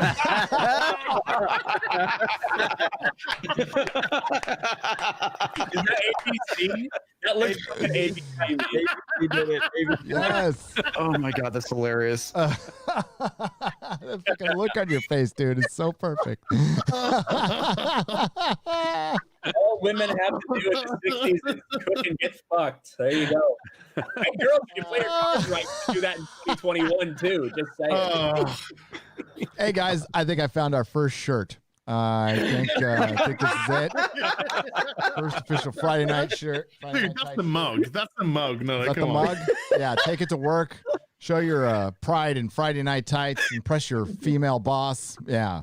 Yeah, that shirt might get you arrested in 2021 now. I hope so. Oh man. That's why you have it, for your coffee, and then if they look at it, it's a conversation starter, As is just like imagine going outside. You'd be shot. I will say, what is beautiful about WandaVision is that it's never Vision who is used to show this sexism. His relationship with Wanda is balanced, nuanced, and cocked, and a pretty even playing field. When Wanda is cooking and can't figure out dinner, she and Vision switch places. He literally puts on an apron, and it reminds us of the fact that that's how Wanda and Vision bonded in the first place. In Captain America: Civil War, Vision is watching over Wanda like a creeper. Vision kind of is an incel in that movie, honestly. He's just like, he's watching her. He's watching her. He's like through the walls and shit as he cooks for her, despite not eating himself, which is sort of the same problem they have. No, he leaves that to Wanda. So, if the author of this article is ever wondering why she's at home flicking her bean to Oscar Isaac and Wonder Woman, it's because of this point of view. Just pointing it out. The egalitarian stuff, so problematic. Yep. God, go on. Sorry. There we go. But the show doesn't lean into too much of the sexism itself. They're just little jabs at it, pointing out that it's absurd and carrying on, especially since Wanda is in charge for the most part, even telling what to do when his boss, Mr. Hart, is choking and on the verge of dying. It should be pointed out that we all understand that this is Wanda's, like, whether she's insane or whether someone has done this to her, this is in Wanda's head. Right. I do believe that's very much the implication here. No, but she's looking. She is searching. To all the people telling me to get back in the kitchen and make them some food. Yeah, but she is just searching for this power, like who has the power dichotomy, and that's what ruins entertainment. This is what has infiltrated all the access media, all the critics now. They're just identitarians looking for this shit when it's just a show parodying it's a parody of a fucking 50s show. So yeah, there's going to be some of that old sexism in it, but this is looking for shit. It's incredible. Well, this is what this article is like to me. It's like trying to take jabs at men, but not attack the show, because the show is Elizabeth Olsen as a female lead on a Disney Plus show, so they want it to succeed, but they still want to criticize men and criticize toxic masculinity and the old way of doing things. That's what this article seems to be. And then they go home and flick their bean to Oscar Isaac at night. That's right. Lonely. I wonder how many times she has to push her cat. I wonder how many times in the middle of masturbating she has to push her cats off of her. Several. I'll put the over under it plus 3.5. 3.5. 3.5. Well, she definitely has multiple cats, so. Let's see. Especially. I'm fucking flicking my bag. Come on, come on, I'm nearly there. There's just a fucking, like, she's just fucking sitting there trying to get into it, trying to imagine that a man actually wants her, and the cat just comes up and does that fucking kneading thing. Yes, and then she goes, flick, bean, get out of here. She drops the vibro. It's all going fucking wrong. Yeah. Right, just want to let you know, man, you're going to hell. Well, hey. I mean, it's company. It ain't breaking news. The mobile phone goes off. There is this. There we go. I don't know if it's before on my fucking vibrator. I have to pray for Ryan every night. Yeah, you just give up. Let's see. In the second episode, we meet Dottie. She's the kind of housewife who's always the villain of sitcoms, too perfect for the star, completely in love with her husband and her children. Yeah, villainous. Dottie leads the planning committee meeting and seems as if she is going to be the character that leads into this sexism. But much like everything else in the show, her character is flipped on its head with one simple exchange. When a radio starts to call to Wanda, she is shot still and snapped out of it only when a glass breaks in Dottie's hand. Before leaving to tend to herself, Dottie asked Wanda a question about the blood and white linen. Expecting some kind of typical housewife response, I was shocked when Dottie said, by doing it herself. And it drove it home, for me at least, that WandaVision wasn't going to play into that aspect of sitcoms, but wasn't dismissing that it existed either. What I do love, though, is watching how the commercials tackle it, though. What I do love, though, is watching how the commercials tackle it. Oh. Got a cat on her face. On her face, huh? What WandaVision does is poke at these sexist narratives, and watching them in the modern era drives home just how absolutely nonsensical they were back then. It's always about the husband, always about what he needs, and juxtaposed with Wanda being the star of the show, plays beautifully into how far we've come and where we still need to go with how we explore our female characters on television. Wait. I'm pretty sure Samantha was the star of Bewitched. Yes, she was. I mean, Darren was just a side character. I'm pretty sure main character. Lucy was also the main character of I Love Lucy. Yeah, I'm pretty sure she was. And also, she was literally the most powerful woman in Hollywood at that time. She was. She was. We could thank her and Desi for Star Trek. Yes, absolutely. At the end of the day, WandaVision is for the most part about Wanda Maximoff. Yeah, it is. It's in the title, Wanda, and then Vision. So obviously she's the lead. Yes, and she's alive. Most figured this out already. She's alive and he's not. Yeah. Oh my God. That too. But no, this person wakes up in the morning and goes, when I'm watching my Marvel movie, God, I hope they tackle sexism. Thank God they tackled next week we'll have an article talking about how there's not enough black representation in the show. Yep. Oh, that one's already written. It's already written. Not enough alphabet either.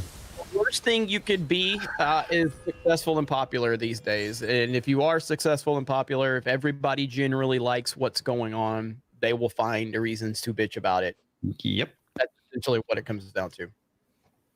They hate unity. They hate people that are on the same page. They hate when people are happy, and their job is family life.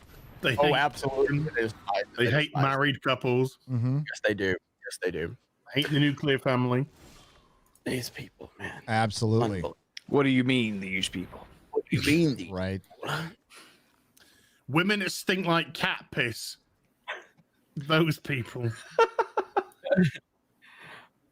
Oh man. Yeah. There you go. But yeah, it's Ryan, what's up? Ryan's got t-shirts out of you get like 3 or 4 t-shirts you've made out of this stream. Go for it.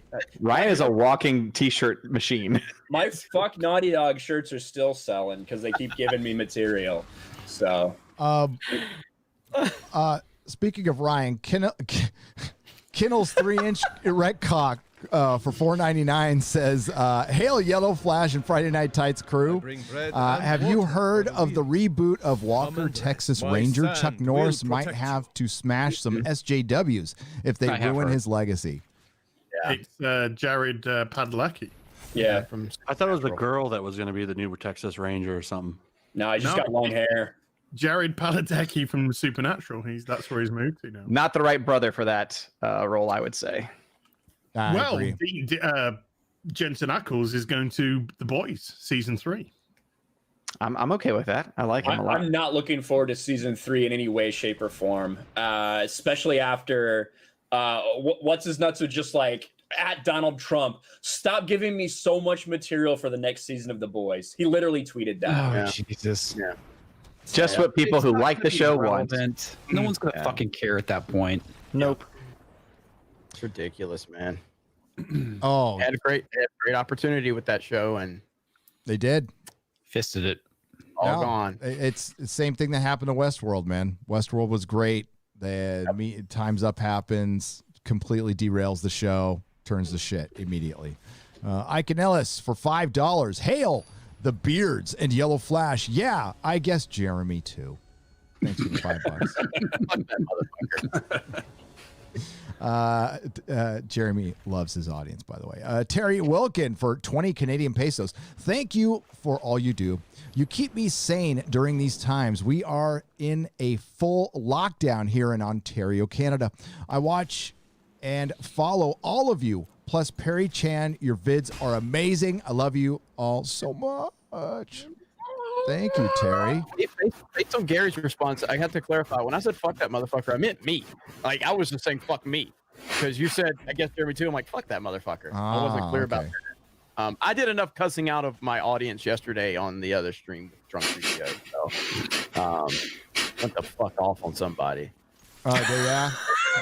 Did you? Why? Because someone asked me if you could have dark humor on geeksandgamers.com, and I wasn't willing to just say yes, because right now in the climate we're in, we have to worry about what content is put on our platforms because they will shut you down. And somebody kind of came back with a little response like, I don't know, like Jeremy's just bending the knee. I'm like, fuck you. I'm sorry that I'm building a platform. I'm sorry that I'm building something and I have to worry about bigger powers than me while you're sitting there playing with your little 2-inch penis in your house and you have nothing better going on in your fucking life. And I have to worry about real world consequences to everything that happens when you have thousands of users on your platform. And if you don't like that, then fuck you. You don't come to my website. I'm sorry that I have to operate under big techs and their policies. That's just the world we're in.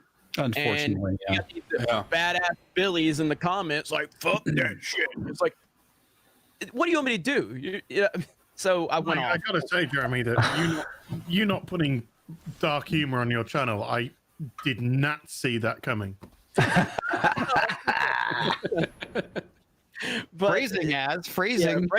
But yeah, the point was I don't mind I obviously would like people to say whatever they want, but I can't just openly just go like, yeah, you could post whatever you want on the internet because they are cracking down and we have to follow rules. And that's just what it comes down to. Not all of us have the ability to build our own servers with our own infrastructure to go beyond that platform. I mean, it's just, that's the way it is. You're like, hot again. I didn't do anything. Yeah.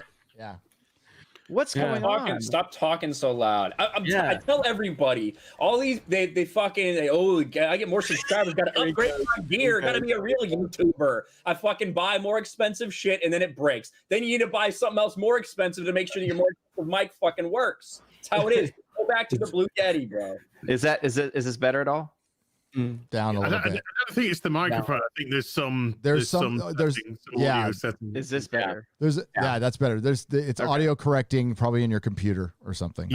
But what Jeremy's saying is he's being fucking smart. Okay, we've talked about this before. There's the free speech absolutists out there, and that's fucking great. And like outside when you're walking on the sidewalk out in the world, yes, that needs to be.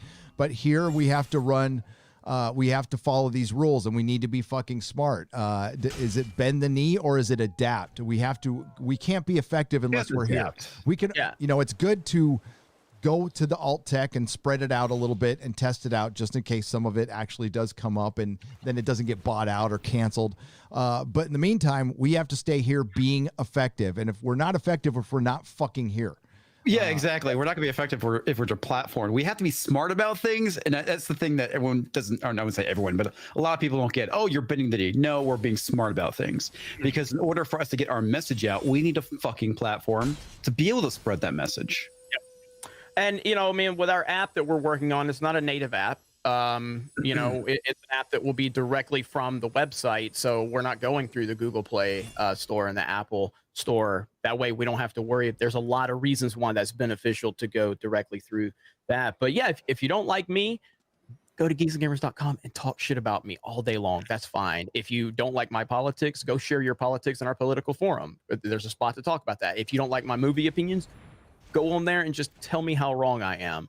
That's totally fine. I have no problem with that. But there are lines that we have to make subjective decisions on that people just aren't going to like based on bigger powers that are in play right now. And that is just the reality of the situation. So that was my whole thing was like, yeah, I wish I just had unlimited power where I could just unleash everybody.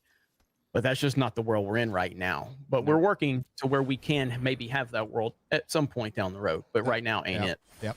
One day more. Roger Haynes for 20 Canadian pesos, 2069, by the way. Hail, Friday Night Tights. One of my favorite things about this show is that it's not an echo chamber. Keep up the awesome work. Thank you, Roger. Yeah, it's not. I mean, we don't agree on anything. No, we agree on a lot of shit. But we actually all liked WandaVision. So I took the short straw and just shit on it because we needed some debate.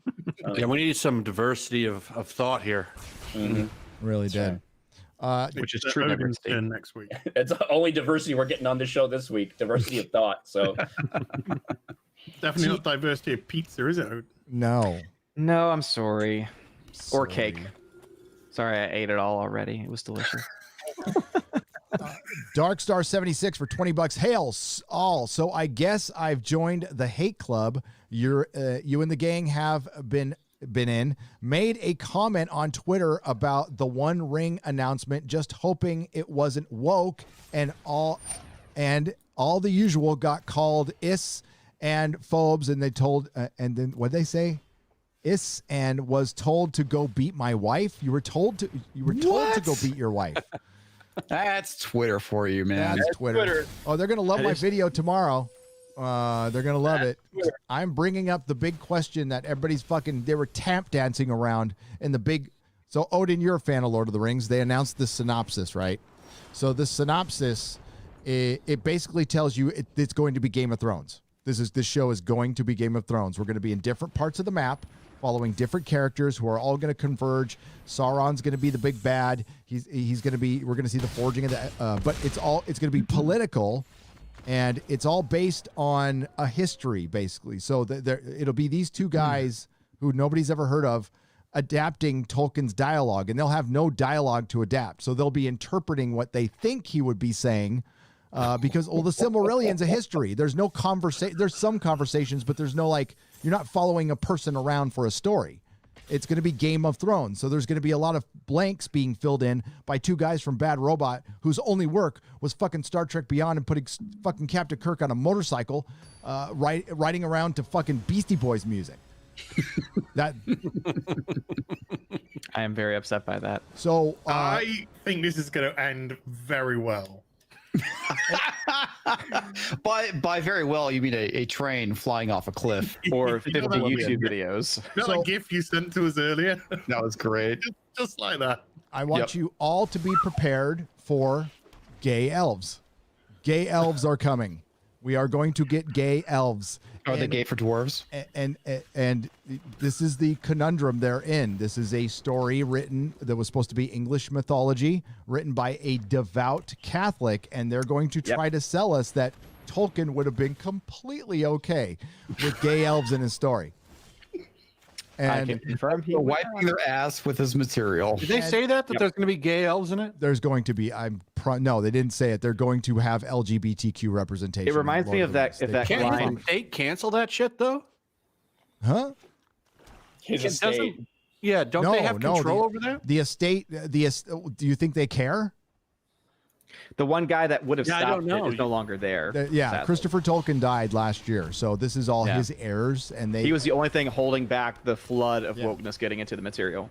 I think we've learned that Amazon certainly does not care. They'll do whatever the fuck they want. There will be, and that's the conundrum. It's like, how do you present that? It's not. I mean, we don't watch Lord of the Rings for fucking straight sex. I watch it for comradeship and friendship and fucking going on a journey. There also there's no sex in it at all. There's no sex in it whatsoever. That's the whole point of it. I really want to see a dwarf butt fucking an elf. Make it a shirt. Make it a shirt. I feel like Frodo and Sam almost went there a couple of times though. If they bring in representation, then I want them to fuck hard. You know, I don't want any of this fucking queer baiting bullshit. If you believe in the representation, if you think it's absolutely necessary to the show, then I want to see them fuck like rabbits and hard. I want to see sweat. I want to hear grunting. You know, I want you to go all in. I the want Last you of Us Part 2. You want how the much it actually, I want you to show us how much it means to you. Exactly. I want to see Fellowship of the Cock Ring. That's what I want to see. They've already done Make that. it happen, Amazon. They've already done like that. those. Jack Black did that on the MTV Movie Awards. You didn't see that a long time ago? What is that? I didn't watch MTV. It was 20 years ago when people watched the MTV Movie Awards. say, They even were I still know that, funny. yeah. Yeah, and there you go. Jack Black has a cock. The one ring is his cock ring. I guess my big thing is it goes back to the quote from Clerks 2 when the guy's mocking the Lord of the Rings and the Hobbit. He's like, oh yeah, those two are totally. They give him that really gay look. He's like, they're not gay, they're hobbits. Yeah. They're not gay, they're elves. I have always said for a long time. Listen, I know that Sam got married when he went home. Like I know, but like, listen, Frodo wanted that. listen. Come on, Sam. Hey, You called him my Sam several times. Obi-Wan and Anakin spent a lot of time together too. You know, I know Anakin really loved Padme, but he spent, he was in the barracks. He was spending a lot of time with Obi-Wan, so I'm sure they were lightsaber fighting as well. I already got that coming. Don't worry. The whole thing what Az was talking about is if you really care, go all in. Yeah.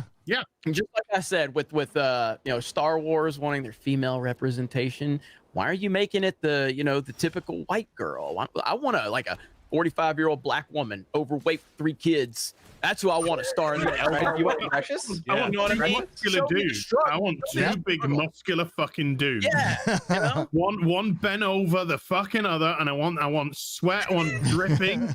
Make it a subplot where I want you to not edit it out for certain parts of the world. Fucking shoulders, Harry Chan's got his next video right here. Let me show you how to. Let me show you how And I to want do it. close-ups. I want close-ups about it. Harry Chan, write it down. I want a holding, and I want kissing, and I want loving. I want you to show me how much these people love each other. And why Don't do it so you can just edit it out in China. Yeah. No, they got to leave it in. If they're committed, they have to leave it in. Guys, one at a time. Black as well, okay? Because I don't want no China business. Like gay up to spit on his hand and get it ready. Yeah. It's like in Brokeback Mountain. Do it right. I think what Tolkien really wanted was ball slapping action. That's obviously. Oh, totally, he did, man. If that's not the It's in the secret diaries. I'm out. I'm out if it's not. I want to hear fucking. Yeah. That's a whole episode, a Disney Plus episode, 22 minutes, just that sound. And I want him to look at the camera when he's doing it. And he's going to be a one ring to rule them all. Oh, that's what's coming. No pun intended there. Figuratively speaking. Figuratively, that is what they put out this synopsis, and Jeff Bezos said he wanted a Game of Thrones. We've already heard the rumors of nudity and an intimacy coordinator. So why would you have that there if it's just going to be people fucking hugging? And we had a Game of Thrones guy there as Cogman's gone now, thank God. And then you have these two bozos from fucking I don't even know if they're real people from Bad Robot, Patrick McKay and JD Payne, Patrick McKay. Who are you? Odin's been traumatized after that comment. He is. I love you. I love you too. I love you so much. He wrote all that down. So no, it's gonna be shit. It's gonna be absolute shit. It's gonna be $1 billion shit, and there'll be a video tomorrow. Or maybe At we'll least see. it'll release weekly so we can talk about it. Yeah. We'll make it $1 billion piece of shit with some hardcore gay porn in it, please. Gay porn and Elron writing a ATV to Daft Punk music at the end. That's what I want. I think it'll be awesome. Hello, Tom. Hello, mate. How you guys doing? Oh, we're just talking about hardcore gay sex and Lord of the Rings. Nothing. Gay sex. Brokeback Mount Doom. You're really, there you go. really low. Brokeback You're Misty really Mountains. low, yeah. Don't worry, my mic can apparently make up for that lowness because it's too hot sometimes.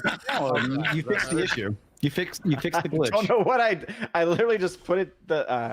I've had to put it down twice now. Windows updates, man. That's kind Yeah, I of the thing. know.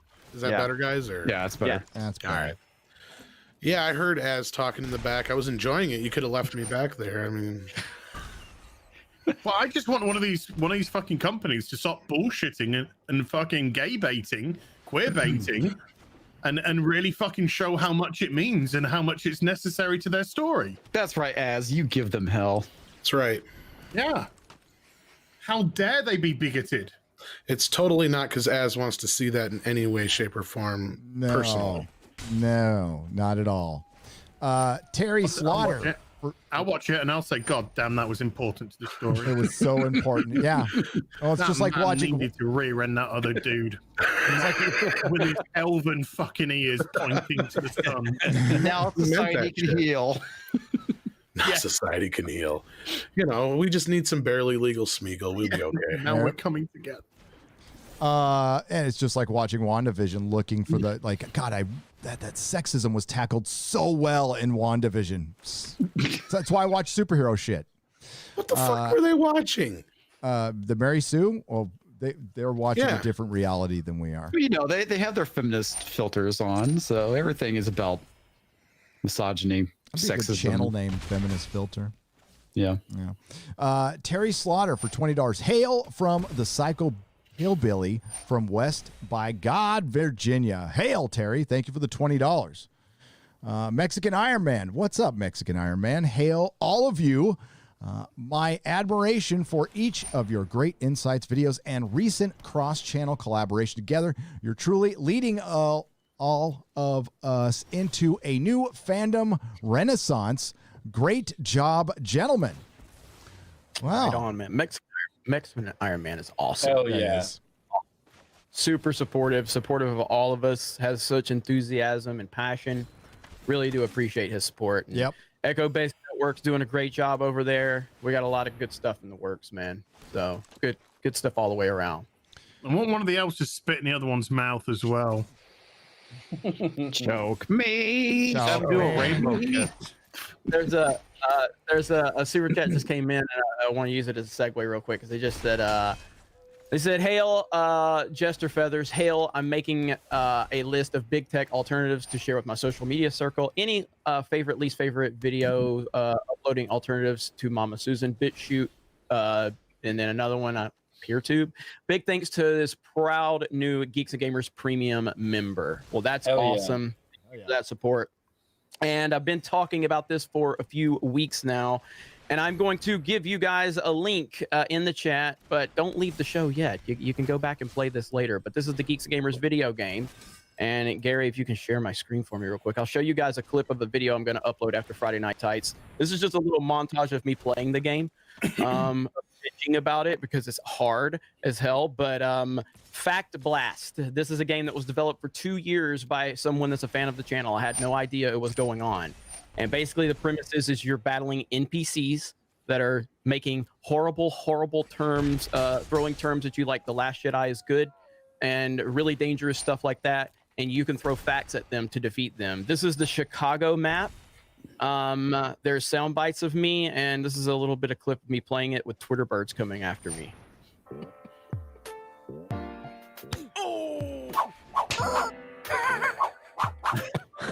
There's no holes in his jeans. Okay, all right, we got a rhythm now. Ah! Never mind.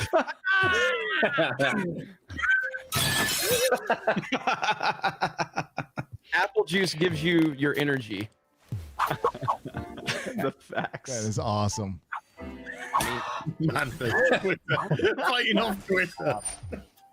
You really don't deserve this game at all. No flags. Snowflakes. Oh, that is awesome. The NPCs are the best. Oh no, the man baby's got him. The faces of the NPCs change after you hit them. Look, when you die, watch this. When you die, they cheer.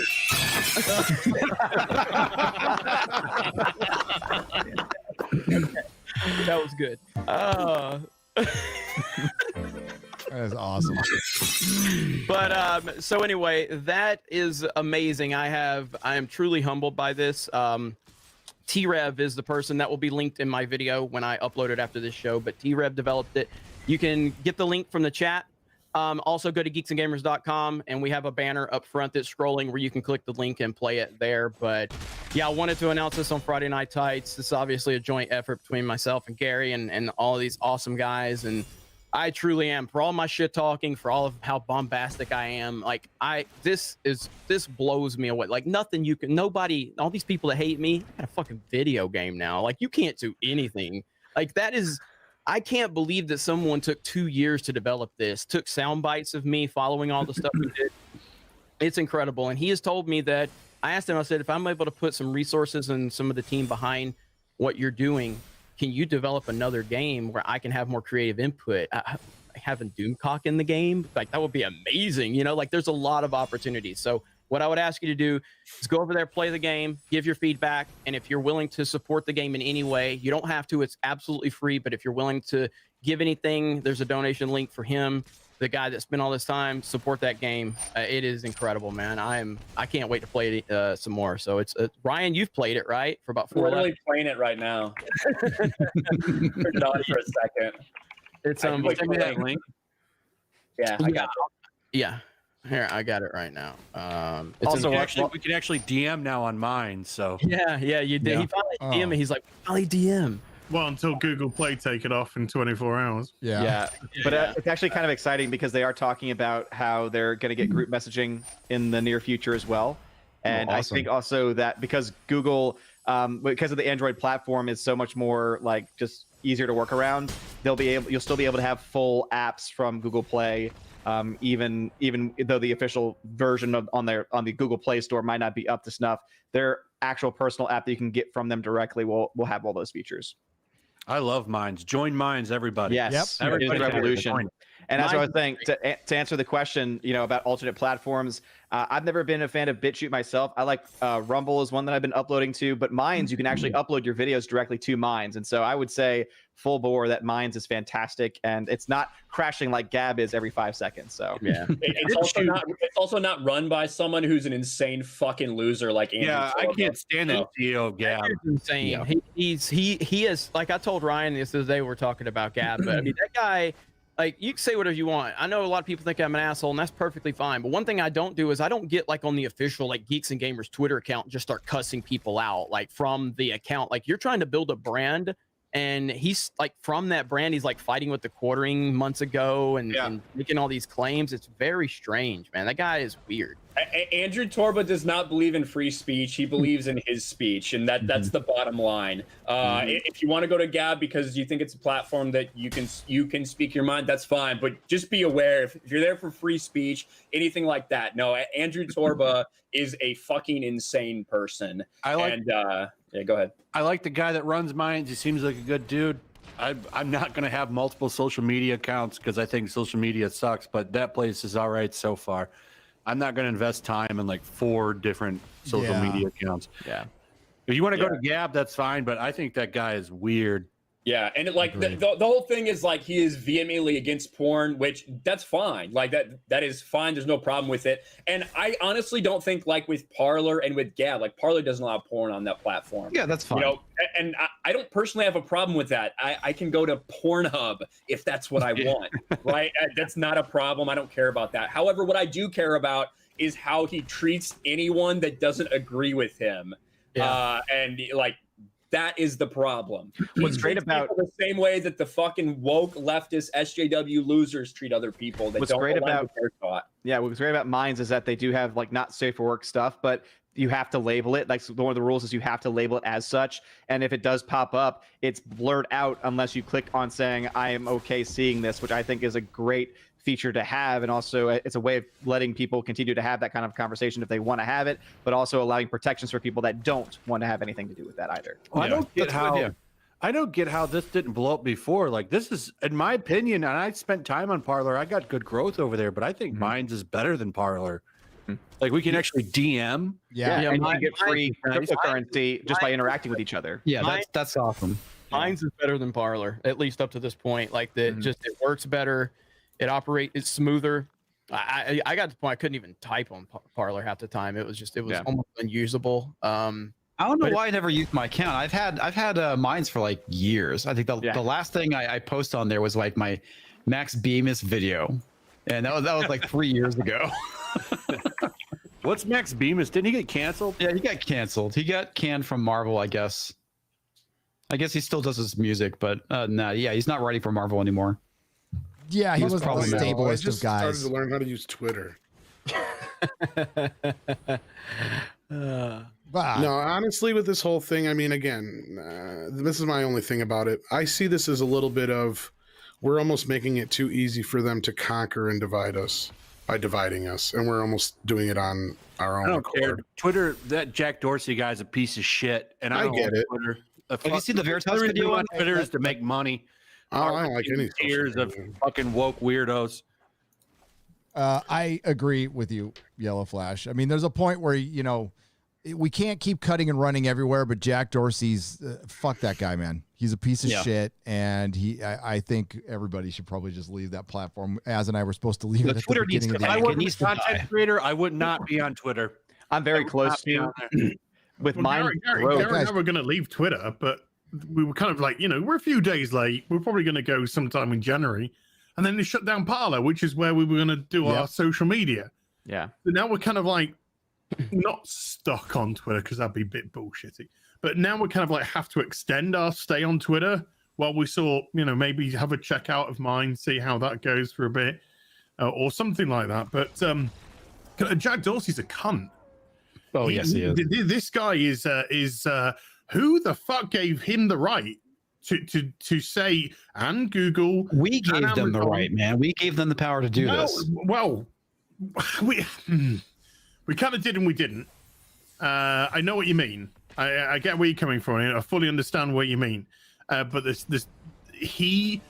I don't understand why there should be these monopoly laws which are in effect to stop companies from being this, because right now they are being antitrust competitor, competitor, because they're literally going, oh, look at Parler's getting traction. They organize and talk about killing people on Twitter every day. Yep. People to go fucking kill themselves. Day they do. And shit. Yeah, it's been more about shutting down competition. Parler was real competition that was going to make money, and they were going to bring all those active users that they have that are gone now, by the way. Yeah. Not only are they purging accounts, but people are walking away too. You heard about how Twitter signed an agreement with AWS to basically have like a multi-year contract with them, right? And that's like right after that they killed Parler, which was basically smothering the competition, and Parler's suing, I guess, Amazon for that. Yeah, they broke a law. This is the problem. These giant tech companies fucking own all the politicians and laws, so they can just break laws. But there's a thing called collusion, which you're not supposed to fucking do. And they colluded to get rid of the fucking president and then other people. And Jack Dorsey said, you heard him say, he's not stopping there. That's just the beginning. And that's what we were all fucking saying. It's like, then they're going to come after your guy. And then when do you think, and then that fucking, oh my God, Twitter, they put up that shit about, was it the Uganda election? Uganda elections, that was fucking golden. The violation of human rights. It's just that flash. It's such an old meme. Right? This is a good one, though. Yeah, and that is the thing, and I said it last week, I'll say it again. For all the people out there, they're their own company, they can decide what they do, and that goes against TOS. They're all working together to unperson people. And then what did I say would happen? I said then the next it'll be the payment processors, and sure as shit, that is what we've seen. Whether we're talking about an individual or whether we're talking about platforms, DLive just deplatformed a bunch of people because their payment processors came to them and say, hey, we're not going to continue processing your payments with these people on your platform. Okay. They're top earners. Exactly. So then they got rid of those people. That's what happens. Just make your own website. Just get your own web server hoster. Get your own internet. Oh, wait, you can't bank. You can't get people to process your payments. Make your own bank. At some point, people need to stand up, even if it's not happening to you. You have to understand that this is not just one company making one decision. This is all the big tech companies organizing together to deplatform people who think a different way. And that's why we need to starve these people of money. It's the reason why we need to stop buying so much from Amazon. It's the reason why we need to move off of Google for mail and go to something like Proton Mail. We need to take money out of their hands, because that's when they'll stop, because that's when they start losing their power. Yeah, and I will say I'm kind of happy to see. I mean, obviously there's a long way to go, and they're obviously all in bed with each other. But it is kind. Am I booming again? No, you're fine. You're fine. Okay. I saw Ryan. I was like, oh gosh. Okay, no, I'm just cringing because you're talking. I'm just kidding. I'm just kidding. Sorry, I feel like Charlie Brown right now. Anyway, so, but I was, and now I've lost my train of thought, and it's my stapler. But anyway, what I was gonna say was Minds is great because guess what? You can edit your post. Oh yeah, that's awesome. Yeah, Minds is cool. It's just, is it going to be another fucking thing? And I know it's decentralized and everything, but it's still got servers. And is there a way they can fucking do this again? And the answer is yes, because they run so much fucking shit. But it's more difficult. But what fucking Amazon did was fucking bullshit. That was fucking that was over the fucking line. And you know, here we are. We're in actual fascism now. It's actually happening. It's so ironic that the anti-fascist people help usher in a fascist age. Listen, but we also have to stay here. We can't just keep cut and fucking run all the time, because what Tom said, they're just going to scatter us to the fucking four winds. So we have to be smart, stay here, infiltrate their platforms with common sense. I know it sounds fucking kind of lame, but it's true. You know, like the more of us that are here, the harder it will be to get rid of us. And you would think that the commonality between all of us would be to have common fucking sense. And we're watching insanity run roughshod. We took a loss. Big tech fucking won. They won. And we need to kind of lick our wounds and kind of figure out what we're going to do next, while staying on their fucking platforms.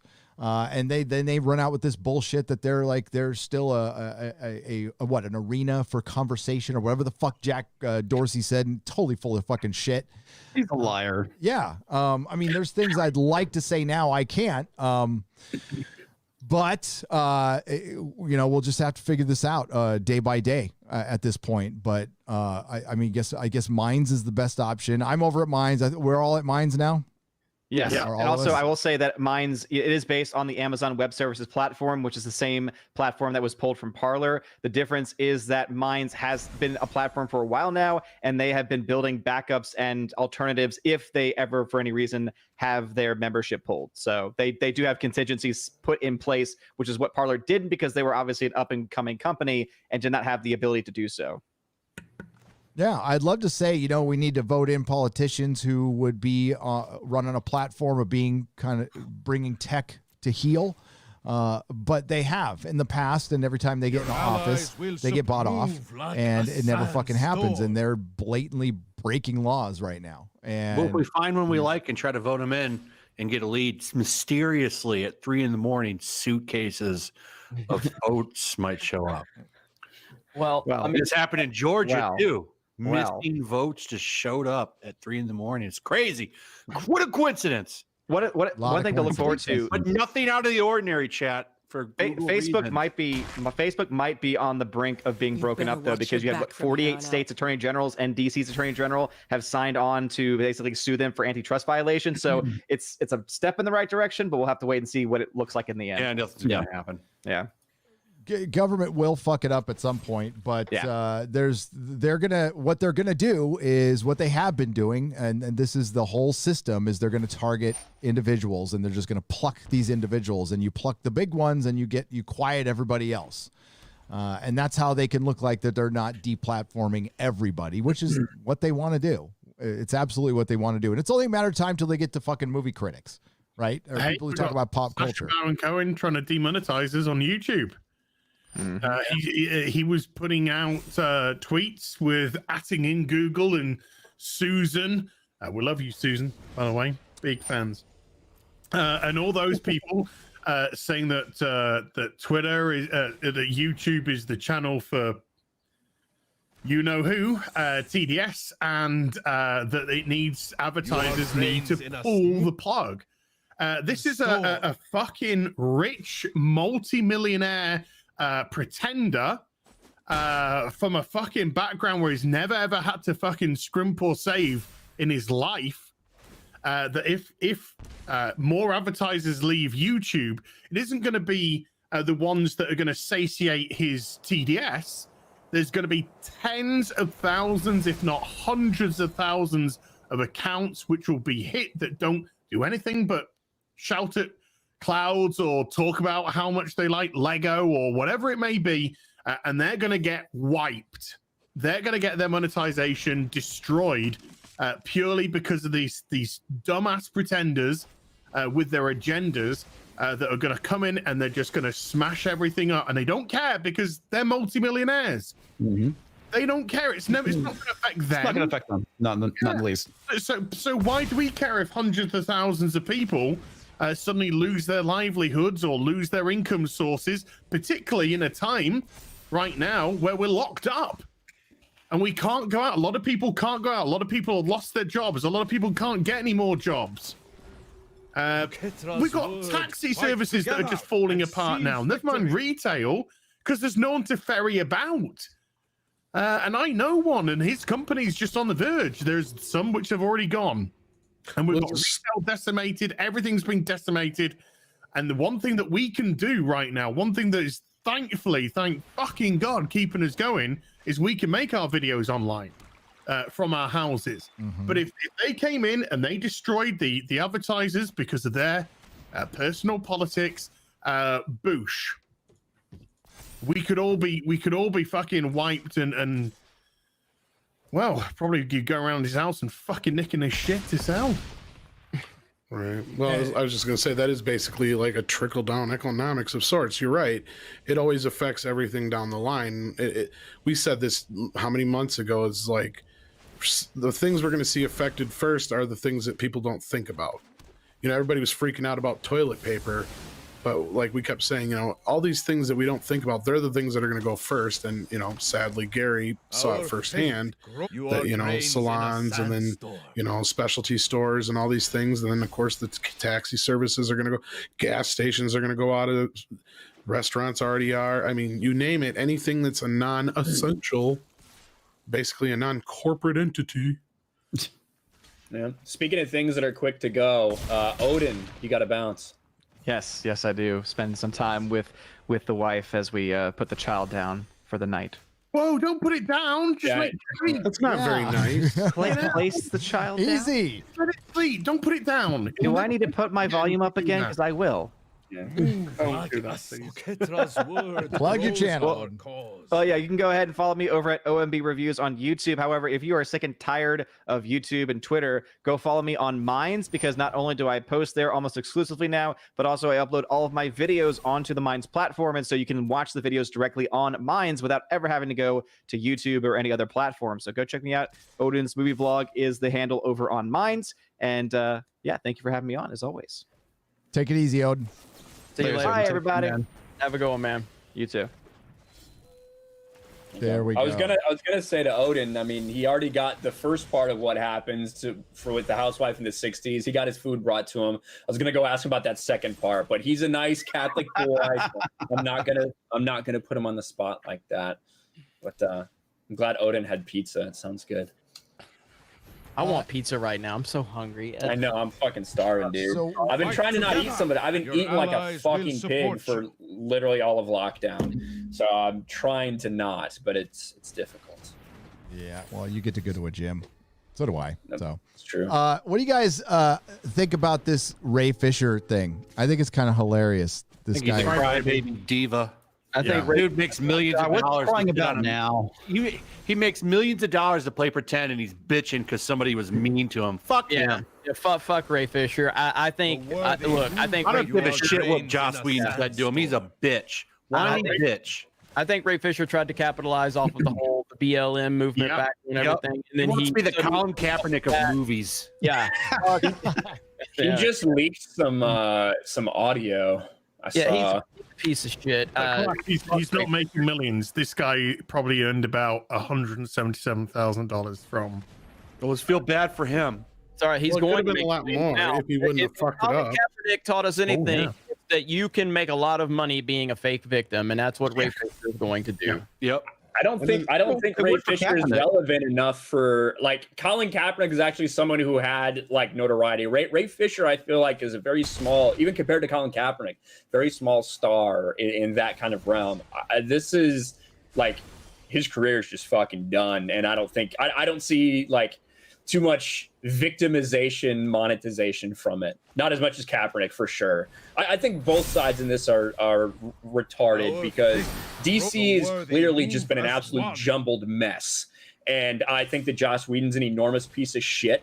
I think that Jeff Johns needs to stick solely to writing things that appear on comic book pages and stay out of virtually anything that comes to life on a screen. He's shown over and over again, look at Wonder Woman 84, that like whenever he is involved with a project, it just does not translate to what the audience wants on TV. Totally. So last I heard, he's not anymore. Outside of go back to Stargirl or whatever, which is fine. Okay, and I hate having to be sitting here and sticking up for those guys because I don't like them any more than anybody else. But unless that audio you're talking about is some audio of Jeff Johns and unless he's saying the N-word over and over again. Yeah, exactly. Yeah. Unless I'm hearing something like that, then Ray Fisher is a big fucking cryborg, and I really don't give a shit. He fucked himself up the ass. He tried to be an opportunist. Jeff Johns, you know what? You may not have liked what he was doing, but 2-3 years, for the last few years, motherfucker's been behind billion-dollar movies. Guess what he's doing now? Writing comics and working for TV shows because of fucking Cryborg mainly. So, I mean, is that fair? I don't know. What? No, Jeff Johns doesn't deserve to be anywhere near a set or near a TV set.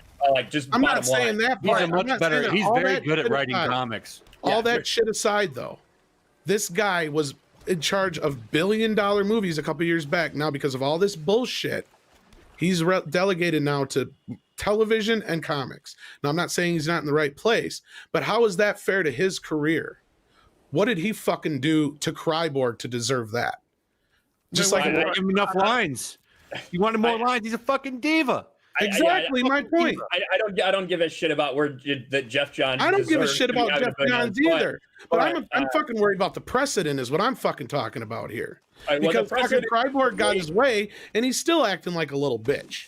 The precedent is that Ray Fisher is never going to work in this industry again. That's obviously what's going to happen. He is getting annihilated. He's getting demolished. Now, do I think that Joss Whedon was a fucking asshole on set to everybody? Yeah, especially considering the other people that have kind of sided with Ray Fisher through this whole thing as fellow cast members. Do I think that Jeff Johns, quote unquote, threatened his career? I think probably said, listen, if you don't fucking stop complaining, just do the work you're told, you're not going to work here again. Yeah, I do think he said that. Yeah. I think that Ray Fisher's being a little bitch and overplaying his hand.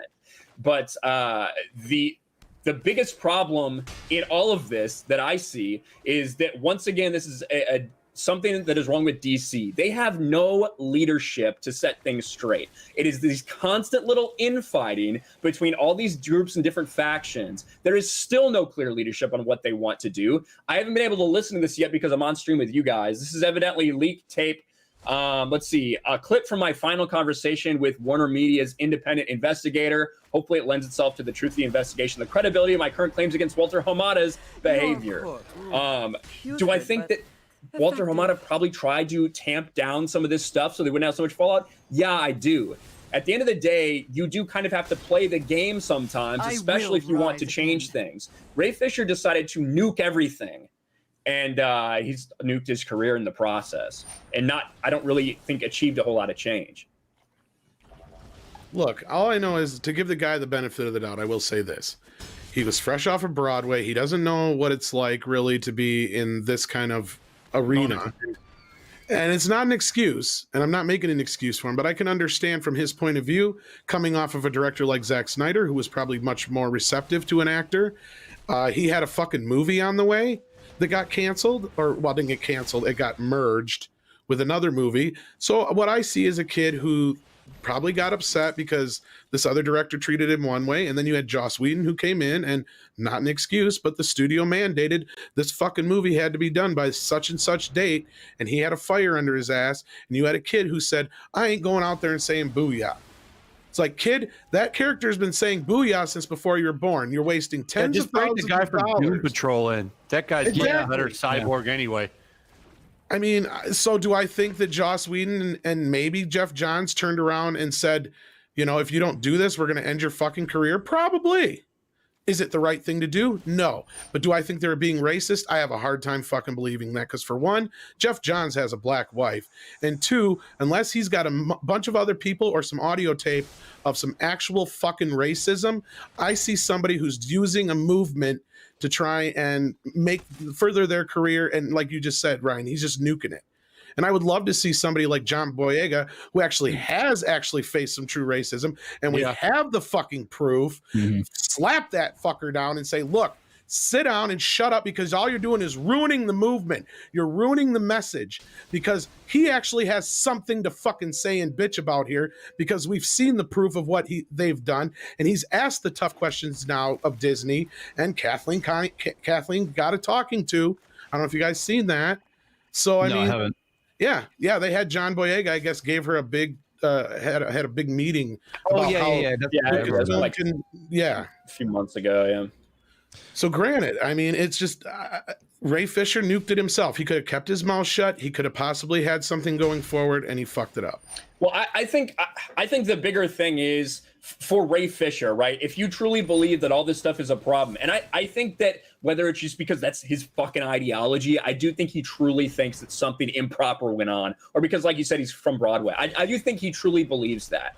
Well, that's what I was saying. I think that the best way to go about it is to not do the company line, but at least do something to be able to continue and pressure these issues from the inside, change things from the inside, instead of at every opportunity undercutting everyone who is trying to make this work, who is trying to make Zack Snyder's Justice League happen, who is trying to make all these things successful for DC, and undercutting them at every fucking level to the point where no one is going to want to work with you ever again, and you're never going to be able to change anything.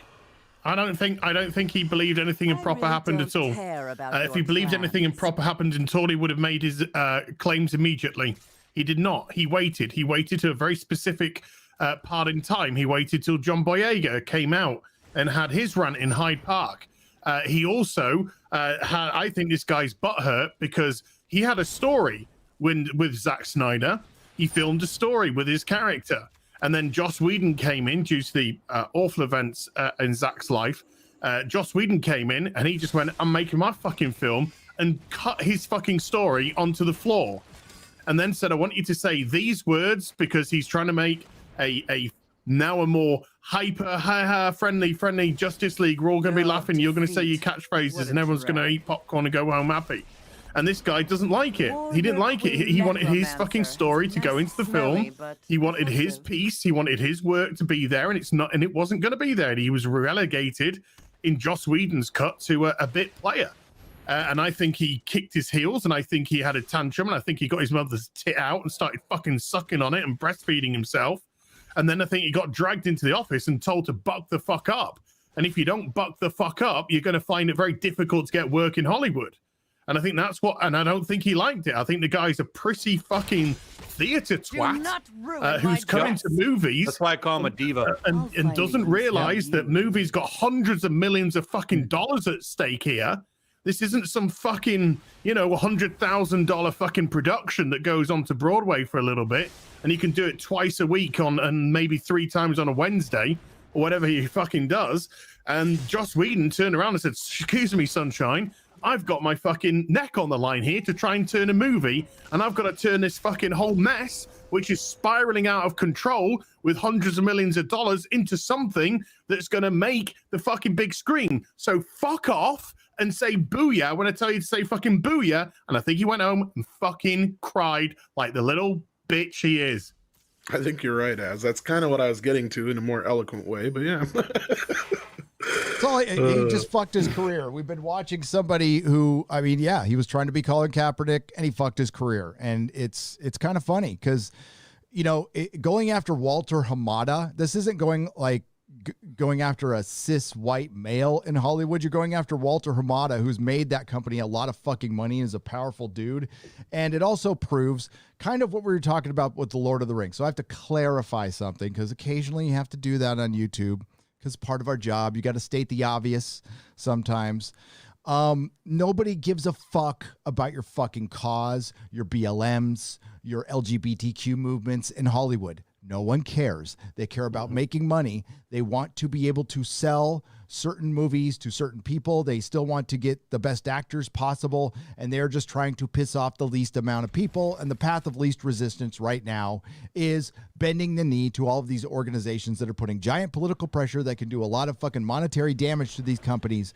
And this means choosing them over the paying customer.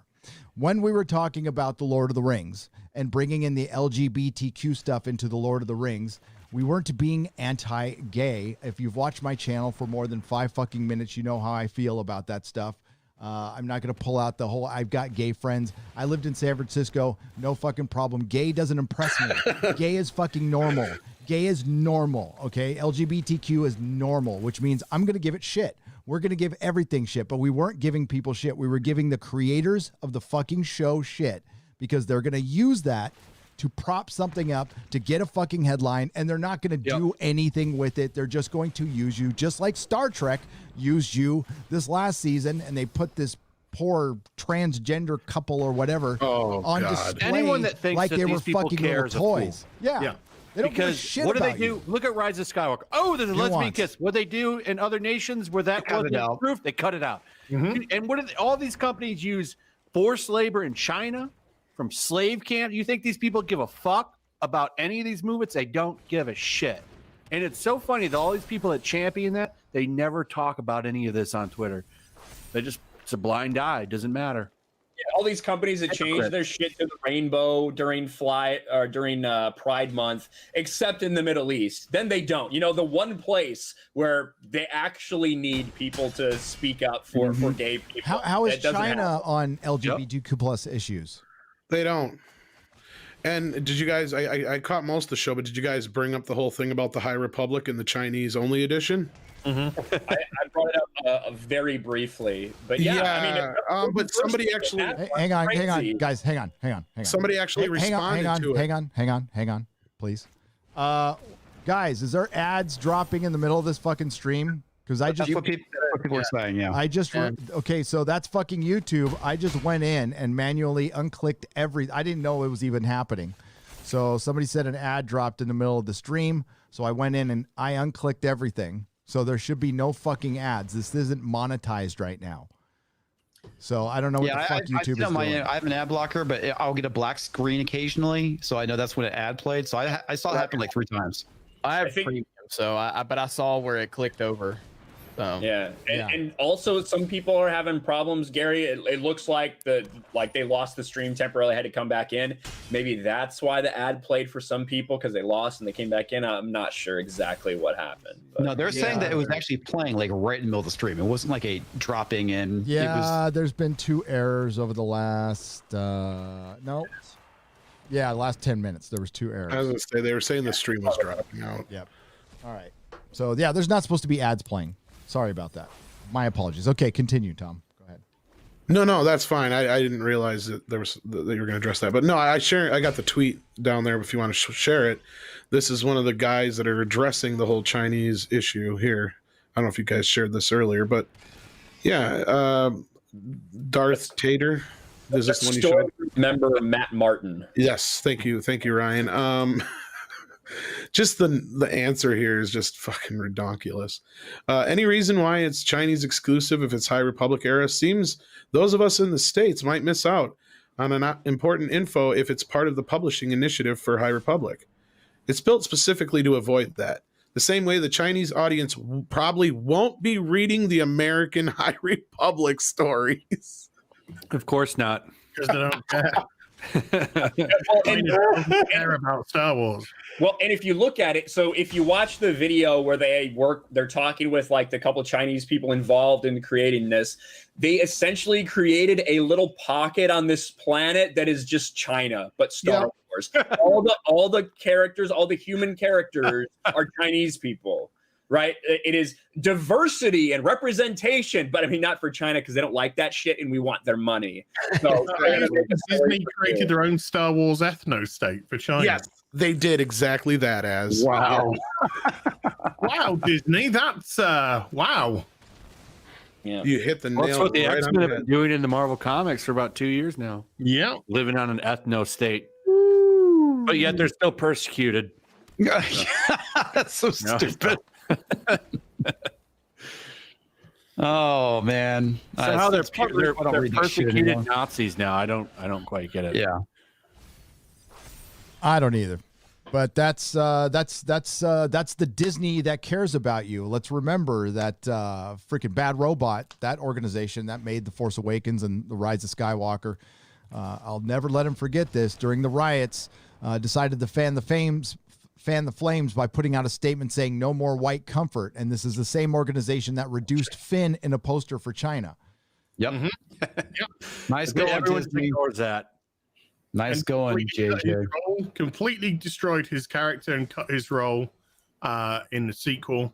Made him into a joke, a bigger joke, I would say. Those movies would have been so much more interesting with that character as the main character. Yeah, but just do everything great, Ray. Yeah, but do you know how much you could read into like an Asian character traipsing around a black character? Because that's what happened in The Last Jedi. Yeah, it is. When they were to fucking appeal to China because The Force Awakens didn't do good business in China. What about a white woman not They said she was ugly. What about a white woman not taking a black man's hand in The Force Awakens? Oh, yeah. Racist. Well, that's what Boyega was insinuating, is that they rewrote that whole idea so that those two didn't wind up together because they were afraid that China would react adversely to it. And I got nothing to support this, but you know that leaked treatment from JJ. I've been hearing, not only is it real, but I've been hearing rumors, and this is again rumors with salt, that Boyega might have been the one to actually fucking leak that. It would make sense if he's trying to prove his point. It would, yeah. Well, didn't one of the scripts get taken out for Fall Skywalker out of somebody's hotel room or something like that? Was that Boyega too? That turned out to be a bullshit story. I remember, yeah. The one that was put up on eBay. The story that was a script, though. Hype. Yeah, that was just a script. Well, that's the one that Jar Jar mentioned on fucking Good Morning America. Yeah, it's a bullshit story. They made up that story to try and generate some hype about hype, or cover the fact that the spoilers were absolutely right that were out. Yeah, some of the spoilers were fucking spot on. Flash. Flash. How about those spoilers for fucking Wonder Woman being fucking spot on? Yeah. No surprises. They had a year that they could have just re-edited the film to make it even somewhat not what it was. What about those spoilers for Rise of Skywalker that were accurate? Yeah, the ones that were on 4chan. You mean the ones we were just talking about? And The Last of Us Part 2. Yes. All right. Okay. Damn, this hardware acceleration's pissing me off, man. It sucks when your badass computer is outdated in a year. Not another dime. Gary, it might not be your computer. I was having that problem for a month, and then all of a sudden I got an update for like OBS, I think it was, and it quit. Software related.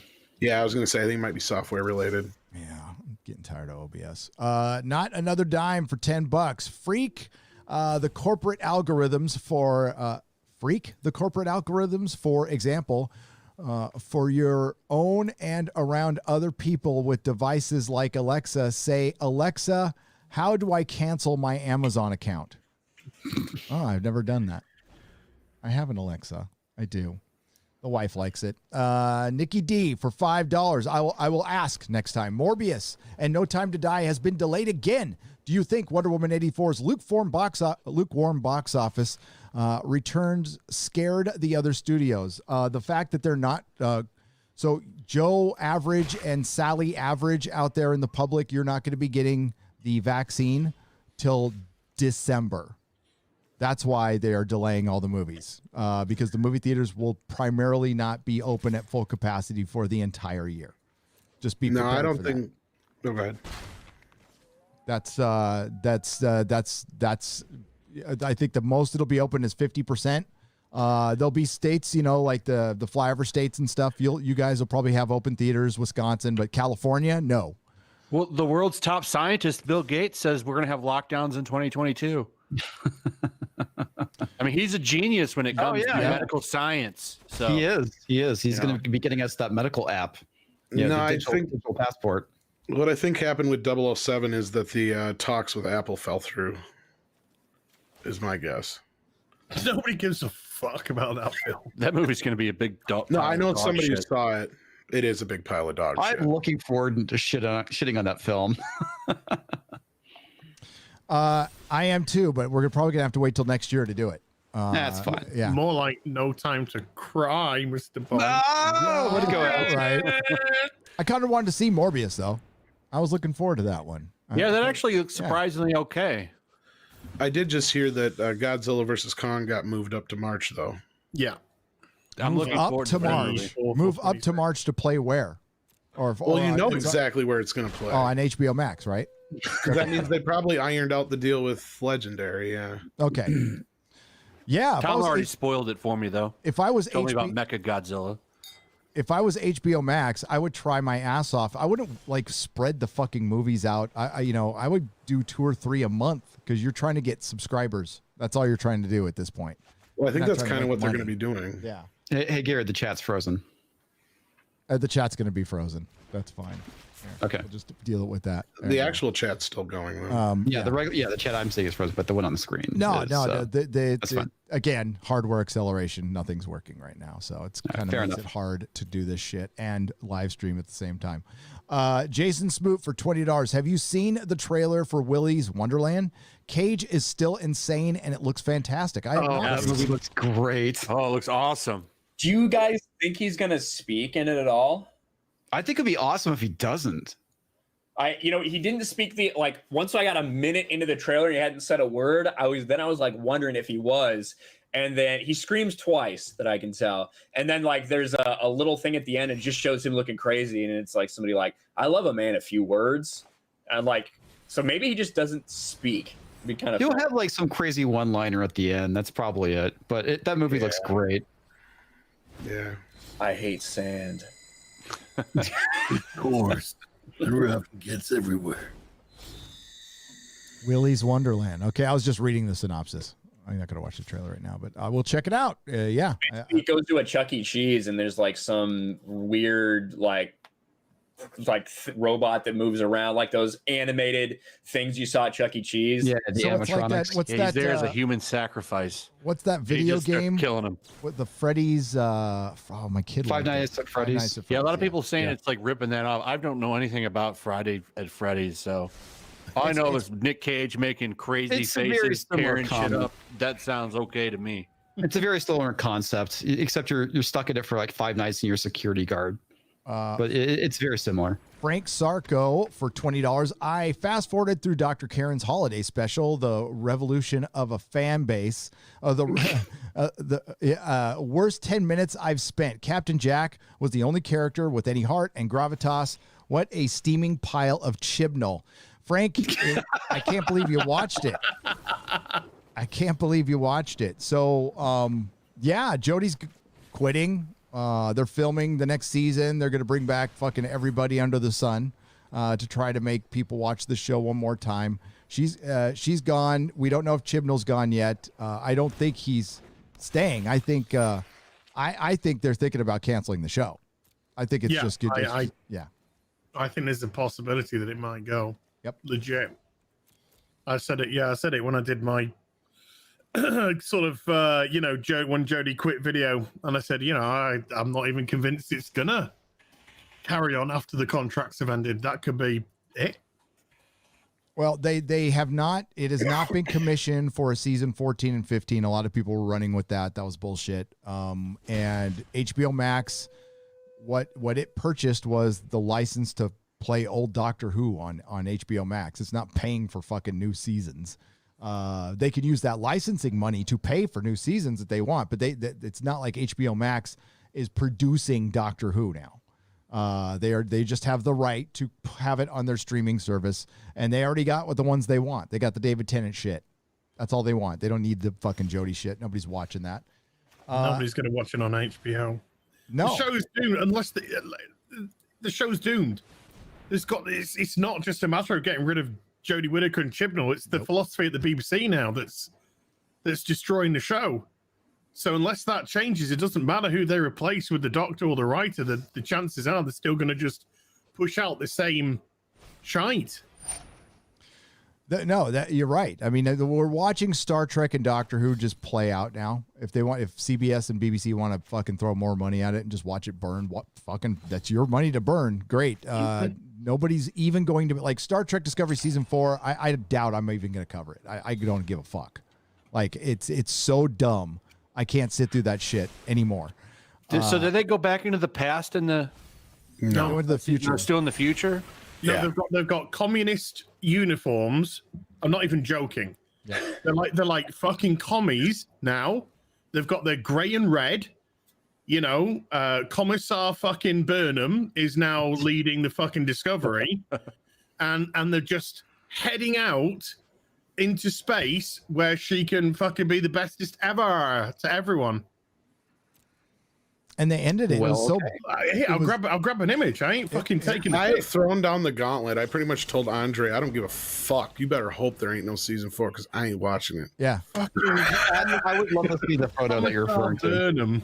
And I mean, it's like nobody gives a shit really that much. I mean, they get excited when they hear it's going to cancel, but like nobody cares about specific episodes anymore. They're just fucking done with it. Did you share it, Az? I'm getting okay. Go faster. A nice image of fucking hell. There we go. She's even smiling, the dumb cunt. Right, Jesus Christ. I'm so happy to be a communist.